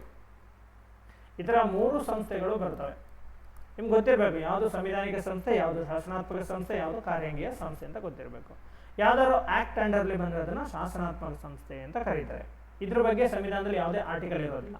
ಸಂವಿಧಾನಿಕ ಸಂಸ್ಥೆ ಸಂವಿಧಾನ ತಿದ್ದುಪಡಿ ಮೂಲಕ ಬರ್ತದೆ. ಇದಕ್ಕೆ ಅಂತ ಒಂದು ಆರ್ಟಿಕಲ್ಲೇ ಕೊಟ್ಬಿಡ್ತಾರೆ. ಸಂವಿಧಾನದಲ್ಲಿ ಒಂದು ಆರ್ಟಿಕಲ್ ಇದಕ್ಕೆ ಅಂತ ಇರುತ್ತೆ. ಓಕೆನಾ? ಕಾರ್ಯಾಂಗೀಯ ಸಂಸ್ಥೆ ಕಾನೂನಿನ ಅಡಿನೂ ಬರೋದಿಲ್ಲ ಅಥವಾ ಸಂವಿಧಾನ ಕೊಟ್ಟು ತಿದ್ದುಪಡಿ ಆಗೋದಿಲ್ಲ. ಮತ್ತೆ ಹೇಗೆ ಬರುತ್ತೆ? ರಾಷ್ಟ್ರಪತಿಗಳ ಆದೇಶದಿಂದ ಬರುತ್ತೆ. ರಾಷ್ಟ್ರಪತಿಗಳ ಆದೇಶ ಅಂದರೆ ಎಕ್ಸಿಕ್ಯೂಟಿವ್ ಆರ್ಡರ್ ಅಂತ ಕರೀತೀವಿ ಇದನ್ನ. ರಾಷ್ಟ್ರಪತಿಗಳ ಕಾರ್ಯಾಂಗೀಯ ಆದೇಶ ಅಂತ ಅವ್ರ ಮೂಲಕ ಬರುತ್ತೆ. ಒಂದು ಕಾನೂನು ಕೂಡ ಇರೋದಿಲ್ಲ. ಶಾಸನಾತ್ಮಕ ಸಂಸ್ಥೆಗಳ ಕಾನೂನು ಇರ್ತದೆ, ಪಾರ್ಲಿಮೆಂಟಲ್ಲಿ ಪಾಸ್ ಆಗಬೇಕು, ಬಟ್ ಸಂವಿಧಾನಕ್ಕೆ ಮೆನ್ಷನ್ ಆಗಲ್ಲ. ಸಂವಿಧಾನಿಕ ಸಂಸ್ಥೆಗಳು ಕಾನೂನೇ ಬರಬೇಕು, ಸೊ ಅದನ್ನ ಸಂವಿಧಾನ ತಿದ್ದುಪಡಿ ಮಸೂದೆ ಅಂತ ಕರೀತಾರೆ. ಇದನ್ನ ಲೋಕಸಭೆ ರಾಜ್ಯಸಭೆ 2 ಕಡೆ ಪಾಸ್ ಆಗಿ ರಾಷ್ಟ್ರಪತಿ ಒಂದು ಮೆಜಾರಿಟಿ ಇರ್ತದೆ, ಸ್ಪೆಷಲ್ ಮೆಜಾರಿಟಿ ಮೂಲಕ ಪಾಸ್ ಆಗಿ ಅದನ್ನ ಸ್ಥಾಪನೆ ಮಾಡಲಾಗುತ್ತೆ. ಎಕ್ಸಾಂಪಲ್ ಇತ್ತೀಚೆಗೆ GST ಕೌನ್ಸಿಲ್ ಅಂತ ಬಂತ ನೋಡಿ. GST ಕೌನ್ಸಿಲ್, OBC ಕಮಿಷನ್, ಇವೆಲ್ಲ ಇತ್ತೀಚೆಗೆ. ಅಲ್ಲಿವರೆಗೆ ಏನಾಗಿದ್ವು ನೋಡಿ, ಎಕ್ಸಾಂಪಲ್ GST ಕೌನ್ಸಿಲ್ ಬಾಡಿನೇ ಇರಲಿಲ್ಲ, ಈಗ ಇದಕ್ಕೆ ಸಂವಿಧಾನಿಕ ಸ್ಥಾನಮಾನ ಇದೆ. OBC ಕೌನ್ಸಿಲ್ ಇಲ್ಲಿವರೆಗೆ ಏನಾಗಿದೆ? ಒಂದು ಶಾಸನಾತ್ಮಕ ಸಂಸ್ಥೆ ಆಗಿತ್ತು, ಈಗ ಅದಕ್ಕೆ ಸಂವಿಧಾನಿಕ ಸ್ಥಾನಮಾನ ಕೊಟ್ಟಿದ್ದಾರೆ. ಆ ರೀತಿ. ಸೊ NHRC ಕೂಡ ಯಾವ ಥರ ಸಂಸ್ಥೆ? ಇದೊಂದು ಸಂವಿಧಾನಿಕ ಸಂಸ್ಥೆ ಅಲ್ಲ, ಒಂದು ಆಕ್ಟ್ ಅಂಡರ್ಲಿ ಬಂದಿರೋದ್ರಿಂದ. ಯಾವ ಆಕ್ಟ್ ಅದು ನೋಡಿ? ಮಾನವ ಹಕ್ಕುಗಳ ಸಂರಕ್ಷಣಾ ಕಾಯ್ದೆ. ಈ ಕಾಯ್ದೆ ಅಂಡರ್ಲಿ ಬಂದಿರೋದ್ರಿಂದ ಇದೊಂದು ಶಾಸನಾತ್ಮಕ ಸಂಸ್ಥೆ. ಇದಕ್ಕೆ ಸದಸ್ಯರು ನೋಡಿ ಹೇಗೆ ಇರುತ್ತೆ ಅಂತ. 2019 ತಿದ್ದುಪಡಿ ಮಾಡಿದ್ದಾರೆ. ಅದರ ಪ್ರಕಾರ ಒಬ್ಬರು ಅಧ್ಯಕ್ಷರು ಇರ್ತಾರೆ, ಸೊ ಒಬ್ಬರು ಚೇರ್ಮನ್ ಇರ್ತಾರೆ. ಓಕೆನಾ? ಅದ್ರ ಜೊತೆಗೆ 5 ಜನ ಪೂರ್ಣಾವಧಿ ಸದಸ್ಯರು ಅಂದ್ರೆ ಪರ್ಮನೆಂಟ್ ಮೆಂಬರ್ಸ್ 5 ಜನ ಇರ್ತಾರೆ, ಪ್ಲಸ್ 7 ಪದನಿಮಿತ್ತ ಸದಸ್ಯರು. 7 ಪದನಿಮಿತ್ತ ಅಂದರೆ ಯಾವುದೋ ಒಂದು ಸಂಘಟನೆಯಲ್ಲಿ ಅಥವಾ ಒಂದು ಆಯೋಗದಲ್ಲಿ ಅಧ್ಯಕ್ಷರಾಗಿದ್ದಾರೆ ಅಂದರೆ ಅವರು ಇದಕ್ಕೆ ಮೆಂಬರ್ ಆಗ್ತಾರೆ ಅಂತ. ಆ ರೀತಿ ನಿನ್ನೆ ವಿಡಿಯೋದಲ್ಲಿ ಹೇಳಿದ್ದೀನಲ್ವ, ಹಂಗಂದ್ರೆ ಏನಂತ. ಸೊ ಯಾರು 7 ಜನ ಅಂತ ಇದೆ? SC ST, ಮಹಿಳಾ ಮತ್ತು ಅಲ್ಪಸಂಖ್ಯಾತ ಹಿಂದುಳಿದ ವರ್ಗಗಳು, ಮಕ್ಕಳ ಹಕ್ಕುಗಳು, ವಿಕಲಚೇತನ ರಾಷ್ಟ್ರೀಯ ಆಯೋಗಗಳು ಏನಿದೆಯಲ್ಲ ಅದರ ಅಧ್ಯಕ್ಷರಿರ್ತಾರಲ್ವ. ಸೊ ಇಲ್ಲೂ ಬಂದು 7 ಜನ ಸದಸ್ಯರಾಗಿಬಿಡ್ತಾರೆ ಅದಕ್ಕೆ ಆಟೋಮೆಟಿಕಲಿ. ಸೊ ಒಬ್ಬರು ಅಧ್ಯಕ್ಷರು, 5 ಪೂರ್ಣಾವಧಿ ಸದಸ್ಯರು, ಇನ್ನು ಮಿಕ್ಕವರು 7 ಜನ ಯಾರು? ಇವರು ಪದನಿಮಿತ್ತ ಸದಸ್ಯರು. ಅಧ್ಯಕ್ಷರು ಯಾರಾಗಿರ್ಬೇಕು ನೋಡಿ? Who should be the chairman of NHRC ಅಂತ ನೋಡಿದ್ರೆ ಭಾರತದ ಮಾಜಿ ಅಂದ್ರೆ ರಿಟೈರ್ಡ್ ಆಗಿರ್ಬೇಕು ಅವರು, ಮುಖ್ಯ ನ್ಯಾಯಾಧೀಶರು ಅಥವಾ ಸುಪ್ರೀಂ ಕೋರ್ಟ್ನ ಇತರ ನ್ಯಾಯಾಧೀಶರು. ಸುಪ್ರೀಂ ಕೋರ್ಟ್ನ ಯಾವುದೇ ನ್ಯಾಯಾಧೀಶ ಆಗಿರಲಿ, ಅವರು ಚೀಫ್ ಜಸ್ಟಿಸ್ ಆಫ್ ಇಂಡಿಯಾ ಆಗಿರಲಿ ಅಥವಾ ಜಡ್ಜಸ್ಗಳಾಗಿರಲಿ, ಅವರು ರಿಟೈರ್ಡ್ ಆದ ನಂತರ ಇದಕ್ಕೆ ಅಧ್ಯಕ್ಷರಾಗ್ಬೋದು. ನೇಮಕಾತಿ ಯಾರು ಮಾಡ್ತಾರೆ? ಆಬ್ವಿಯಸ್ಲಿ ರಾಷ್ಟ್ರಪತಿನೇ ಮಾಡಬೇಕು. 6 ಜನರ ಸಮಿತಿಯ ಶಿಫಾರಸಿನ ಮೇರೆಗೆ ಮಾಡೋದು. ಈ 6 ಜನರ ಸಮಿತಿ ಯಾರು ಇರ್ತಾರೆ? 6 ಜನ ಅಂತಂದ್ರೆ ನೋಡಿ, PM ಇರ್ತಾರೆ, ಪ್ರಧಾನಮಂತ್ರಿ, ಹೋಮ್ ಮಿನಿಸ್ಟರ್ ಇರ್ತಾರೆ, ಲೋಕಸಭಾ ಸ್ಪೀಕರ್ ಇರ್ತಾರೆ, ರಾಜ್ಯಸಭೆಯ ಉಪಸಭಾಪತಿ ಇರ್ತಾರೆ, ಉಭಯ ಸದನಗಳ ವಿರೋಧ ಪಕ್ಷದ ನಾಯಕರಿರ್ತಾರೆ. ಇವರು 6 ಜನರ ಸಮಿತಿ ರಾಷ್ಟ್ರಪತಿಗೆ ರೆಕಮೆಂಡ್ ಮಾಡುತ್ತೆ ಯಾರನ್ನ NHRC ಅಧ್ಯಕ್ಷರಾಗಿ ಮಾಡಬೇಕಂತ. ಅದನ್ನ ರಾಷ್ಟ್ರಪತಿಯವರು ನೇಮಕ ಮಾಡ್ತಾರೆ. ಇವ್ರಿಗೆ ಅಧ್ಯಕ್ಷರಿಗೆ ಅಧಿಕಾರಾವಧಿ ಎಷ್ಟು ಇರ್ತದಪ್ಪ ಅಂದ್ರೆ 3 ವರ್ಷಗಳಿರ್ತದೆ, ಅಥವಾ 70 ವರ್ಷ ವಯಸ್ಸಾಗುವವರೆಗೆ. ಯಾವುದು ಇವೆರಡರಲ್ಲಿ ಯಾವ್ದು ಫಸ್ಟ್ ಆಗುತ್ತೋ ಅದು. 3 ವರ್ಷ ಅಧಿಕಾರಾವಧಿ ಮ್ಯಾಕ್ಸಿಮಮ್ಮು. ಅಷ್ಟರೊಳಗಡೆ 70 ವರ್ಷ ತುಂಬಿಟ್ರು ಕೂಡ ಅಲ್ಲಿ ಇದಾಗಬೇಕಾಗುತ್ತೆ, ಅವಧಿ ಮುಗಿದೋಗ್ಬಿಡುತ್ತೆ, ವಿಚ್ ಇಸ್ ಅರ್ಲಿಯರ್ ಅಂತ. ಓಕೆ ನೋಡಿ, ಇದಕ್ಕೆ ಸಿವಿಲ್ ಕೋರ್ಟ್ಗೆ ಇರುವಷ್ಟು ಪವರ್ ಇರುತ್ತೆ. ನೆನ್ಪಿಟ್ಕೊಳ್ಳಿ, ಒಂದು NHRCಗೆ ಸಿವಿಲ್ ಕೋರ್ಟ್ಗೆ ಇರುವಷ್ಟೇ ಪವರ್ ಇರುತ್ತೆ. ಮತ್ತು ಇದು ಸ್ವಯಂ ಪ್ರೇರಿತವಾಗಿ ದೂರನ್ನ ದಾಖಲಿಸ್ಕೊಳ್ಬೋದು. ಯಾರೋ ಇದಕ್ಕೆ ಕಂಪ್ಲೇಂಟ್ ಮಾಡಬೇಕು ಅಂತೇನಿಲ್ಲ. ಸುಮೋಟೋ ಅಂತಂದರೆ ಸ್ವಯಂ ಪ್ರೇರಿತ ಅಂತ. ಸೊ ಸುಮೋಟೋ ಕೇಸ್ಗಳನ್ನಿದ್ದು ತಗೋಬೋದು. ಸೊ NHRC ಬಗ್ಗೆ ಗೊತ್ತಿರಬೇಕು. ಇಲ್ಲಿ ನ್ಯೂಸ್ ಇಂಪಾರ್ಟೆಂಟ್ ಇಲ್ಲ ನಮಗೆ, ಉತ್ತರ ಪ್ರದೇಶದಲ್ಲಿ ಏನಾಯಿತು, ಯಾರು ಬಿದ್ದರು ಅದೆಲ್ಲ ಬೇಡ. ಸೊ NHRC ಬಾಡಿ ಬಗ್ಗೆ ಗೊತ್ತಿರಲಿ. ಇದೊಂದು ಯಾವ ಥರದ body, statutory body, not A constitutional body. Next current affairs ನೋಡಿ. ಓಕೆ, ಗುರು ತೇಜ್ ಬಹದ್ದೂರ್ ಸಾಹಿಬ್ರವರ 350ನೇ ಹುತಾತ್ಮರ ಸಮಾಗಮ ದಿನ ನಡೆದಿದೆ. ಸೊ ಗುರು ತೇಜ್ ಬಹದ್ದೂರ್ ಅವರ ಅವಧಿ ನೋಡಿ, ಇದು ಎಷ್ಟನೇ ಶತಮಾನ ಹೇಳಿ ನೋಡೋಣ. ಇದು 17ನೇ ಶತಮಾನ, 17th century. ಸಿಖ್ಖರ 9ನೇ ಗುರು ಆಗಿದ್ರು ಇವರು. ಓಕೆ ನೋಡಿ, ಇವರ ಮಗ, ಇವರ ಗುರು ಗೋವಿಂದ್ ಸಿಂಗ್ ಇದರಲ್ಲಿ ಇವ್ರ ಮಗ, ಇವರು 10ನೇ ಸಿಖ್ ಗುರು ಆಗಿದ್ರು. ಸೊ ಇವ್ರ ಮಗನೇ. ಓಕೆ, ಇವರು 9ನೇ ಸಿಖ್ ಗುರು ತೇಗ್ ಬಹದ್ದೂರ್. ಇವರು ಗುರು ತೇಗ್ ಬಹದ್ದೂರ್ ಪಂಜಾಬ್ನಲ್ಲಿ ಆನಂದ್ಪುರ್ ಸಾಹಿಬ್ ಈ ಒಂದು ನಗರವನ್ನು ಕಟ್ಟಿದ್ದಾರೆ. ವೆರಿ ಫೇಮಸ್ ಸಿಟಿ ಇದು ಆನಂದ್ಪುರ್ ಸಾಹಿಬ್ ಅಂತ. ಅದನ್ನು ಇವರು 9ನೇ ಸಿಖ್ ಗುರುನೇ ಗುರು ತೇಜ್ ಬಹದ್ದೂರೇ ನಿರ್ಮಾಣ ಮಾಡಿದ್ದು. ಸಿಖ್ಖರ ಪವಿತ್ರ ಗ್ರಂಥ ಯಾವುದು, ಗುರು ಗ್ರಂಥ್ ಸಾಹಿಬ್. ಇದಕ್ಕೆ 115 ಸ್ತೋತ್ರಗಳನ್ನ ಕೂಡ ಬರೆದಿದ್ದಾರೆ. ನೋಡಿ, ಇವ್ರಿಗೆ ಪಾಯಿಂಟ್ ಏನಂದ್ರೆ ಇಲ್ಲಿ ಇದೊಂದು ಪಾಯಿಂಟ್ ನೆನ್ಪಿಟ್ಕೊಳ್ಳಿ. ಇಸ್ಲಾಂ ಧರ್ಮಕ್ಕೆ ಮತಾಂತರವನ್ನು ವಿರೋಧಿಸಿದ್ದಕ್ಕಾಗಿ 1675ರಲ್ಲಿ ಔರಂಗಜೇಬ್ ಇವರಿಗೆ ಮರಣದಂಡನೆಯನ್ನು ವಿಧಿಸ್ತಾನೆ. ಅಂದರೆ ಇವ್ರನ್ನ ಇಸ್ಲಾಂ ಧರ್ಮಕ್ಕೆ ಮತಾಂತರ ಆಗಿ ಅಂತ ಫೋರ್ಸ್ ಮಾಡೋದ್ರಿಂದ ಇವ್ರು ಒಪ್ಕೊಳ್ಳೋದಿಲ್ಲ, ಅದಕ್ಕೆ ಅವ್ರಿಗೆ ಮರಣದಂಡನೆಯನ್ನು ಕೊಡಲಾಗುತ್ತೆ. ಓಕೆನಾ. ಸೊ ಗುರು ತೇಜ್ ಬಹದ್ದೂರ್ ಸಾಹಿಬ್. ಸೊ ಇವ್ರ ಬಗ್ಗೆ ಇಷ್ಟು ಹೇಳ್ಕೊಳ್ಳಿ. Okay, next one. ಕೇರಳದ ತಾನ್ಯಾನಾಥನ್ ದೇಶದ ಮೊದಲ ಅಂಧ ನ್ಯಾಯಾಧೀಶ. ಸೊ ವೆರಿ ಇಂಪಾರ್ಟೆಂಟ್ ಫ್ರೆಂಡ್ಸ್ ಇದು. ಸೊ ಕೇರಳದವರು ತಾನ್ಯಾನಾಥನ್ ಅಂತ ಅವ್ರ ಹೆಸರು, ತಾನ್ಯಾನಾಥನ್. ಇವರು ದೇಶದ ಮೊದಲ ಅಂಧ ಅಂದ್ರೆ ಬ್ಲೈಂಡ್ ಅಂಧ ನ್ಯಾಯಾಧೀಶಿಯಾಗಿ ಏನಾಗಿದ್ದಾರೆ, ಆಯ್ಕೆ ಆಗಿದ್ದಾರೆ. ಕೇರಳ ನ್ಯಾಯಾಂಗ ಸೇವಾ ಪರೀಕ್ಷೆಯಲ್ಲಿ ಮೊದಲ ಪ್ರಯತ್ನದಲ್ಲಿ, ಫಸ್ಟ್ ಅಟೆಂಪ್ಟ್ ಅಲ್ಲಿ ಆಗಿದೆ ನೋಡಿ ಫ್ರೆಂಡ್ಸ್. ಇವರು ಮೊದಲ ಪ್ರಯತ್ನದಲ್ಲಿ ಉತ್ತೀರ್ಣರಾಗುವ ಮೂಲಕ ತಾನ್ಯಾನಾಥನ್ ಜಿಲ್ಲಾ ಕೋರ್ಟ್ನ ಜಡ್ಜ್ ಆಗಿದ್ದಾರೆ. ಬಾಲ್ಯದಿಂದಲೇ ದೃಷ್ಟಿಹೀನರಾಗಿದ್ದ ತಾನ್ಯಾ ಸಣ್ಣ ವಯಸ್ಸಿನಲ್ಲೇ ಬ್ರೈಲ್ ಲಿಪಿ ಬ್ರೈಲ್ ಕಲಿತಿದ್ದರು. ಬಳಿಕ ಆಡಿಯೋ ಬುಕ್ಗಳ ಸಹಾಯದಿಂದ 2019-20 ಸಾಲಿನಲ್ಲಿ ಕಾನೂನು ಪದವಿ ಪಡೆದಿದ್ದರು. ಓಕೆ, ಇದರಲ್ಲಿ ನಂತರ ತಳಿಪರಂಬ ಕೋರ್ಟ್ನಲ್ಲಿ ವಕೀಲಾಗಿ ಅಭ್ಯಾಸ ನಡೆಸಿದ್ದರು. ಓಕೆ, ಜಿಲ್ಲಾ ನ್ಯಾಯಾಲಯಗಳು ಸಂವಿಧಾನದ ಮೂಲ ಸಂರಚನೆ. ಇದೊಂದು ಪಾಯಿಂಟ್ ನೆನ್ಬಿಟ್ಕೊಳ್ಳಿ. ಜಿಲ್ಲಾ ನ್ಯಾಯಾಲಯಗಳು ಏನಿದೆ, ಡಿಸ್ಟ್ರಿಕ್ಟ್ ಕೋರ್ಟ್ಗಳು, ಇವು ಬೇಸಿಕ್ ಸ್ಟ್ರಕ್ಚರ್ನ ಪಾರ್ಟ್ ಆಗಿರ್ತವೆ. ಬೇಸಿಕ್ ಸ್ಟ್ರಕ್ಚರ್ ಏನು ಹೇಳಿ, ಬೇಸಿಕ್ ಸ್ಟ್ರಕ್ಚರ್ ಅಂದರೆ ಮೂಲ ಸಂರಚನೆ. ಯಾವಾಗ ಇಂಟ್ರೊಡ್ಯೂಸ್ ಆಯ್ತು ಹೇಳಿದ್ದು, 1973ರಲ್ಲಿ. ಯಾವ ಕೇಸ್ ಅದು, Kesavananda Bharati versus state of Kerala case, Kesavananda Bharati. So ಈ ಕೇಸಲ್ಲಿ ಬೇಸಿಕ್ ಸ್ಟ್ರಕ್ಚರ್ ಅನ್ನೋ ಕಾನ್ಸೆಪ್ಟ್ ಇಂಟ್ರೊಡ್ಯೂಸ್ ಆಗಿದೆ. ಸೊ ಅದನ್ನ ಇಲ್ಲಿ ಅಪ್ಲೈ ಮಾಡಿದ್ದಾರೆ ಇವರು. ಏನೋ ಅದರ ಒಂದು ಭಾಗ ಆಗಿದೆ. ಜಿಲ್ಲಾ ನ್ಯಾಯಾಲಯಗಳು ಕೂಡ ಬೇಸಿಕ್ ಸ್ಟ್ರಕ್ಚರ್ನ ಭಾಗ ಆಗಿದೆ ಅಂತ ಹೇಳಿದ್ದಾರೆ. ಓಕೆ, ಸೊ ಇದಿಷ್ಟು ತಿಳ್ಕೊಳ್ಳಿ. ಇದ್ರ ಜೊತೆಗೆ ನೀವು ಜಿಲ್ಲಾ ನ್ಯಾಯಾಲಯಗಳ ಬಗ್ಗೆ ಸ್ವಲ್ಪ ನೋಡೋದಾದ್ರೆ ಆರ್ಟಿಕಲ್ ಯಾವುದು ಹೇಳುತ್ತೆ ಅದ್ರ ಬಗ್ಗೆ ನೋಡಿ. 233ನೇ ವಿಧಿಯು ಜಿಲ್ಲಾ ನ್ಯಾಯಾಧೀಶರ ನೇಮಕಾತಿಗೆ ಸಂಬಂಧಪಟ್ಟಿದೆ. ನೆನ್ಪಿಟ್ಕೊಳ್ಳಿ, ಜಿಲ್ಲಾ ನ್ಯಾಯಾಧೀಶರ ನೇಮಕಾತಿಗೆ ಸಂಬಂಧಪಟ್ಟ ಆರ್ಟಿಕಲ್ ಯಾವುದು, 233, 233. ಯಾರು ಅಪಾಯಿಂಟ್ ಮಾಡ್ತಾ ಇರೋದನ್ನ, ಸಂಬಂಧಪಟ್ಟ ರಾಜ್ಯದ ರಾಜ್ಯಪಾಲರು ಅಲ್ಲಿನ ಹೈಕೋರ್ಟ್ ಜೊತೆ ಸಮಾಲೋಚನೆ ನಡೆಸಿದ ನಂತರ ಜಿಲ್ಲಾ ನ್ಯಾಯಾಧೀಶರ ನೇಮಕಾತಿ ಮಾಡುತ್ತಾರೆ. ಮಾಡೋದ್ಯಾರು, ಆ ರಾಜ್ಯದ ರಾಜ್ಯಪಾಲರು. ಬಟ್ ಹೈಕೋರ್ಟ್ ಜೊತೆ ಸಮಾಲೋಚನೆ ನಡೆಸಿದ ನಂತರ ಮಾಡೋದು ಇವ್ರನ್ನ. ಓಕೆ, ಇದಿಷ್ಟು ಆರ್ಟಿಕಲ್ ನೆನ್ಪಿಟ್ಕೊಳ್ಳಿ, ಜಿಲ್ಲಾ ಕೋರ್ಟ್ಗೆ ಸಂಬಂಧಪಟ್ಟಂತೆ. ಓಕೆನಾ. Next one,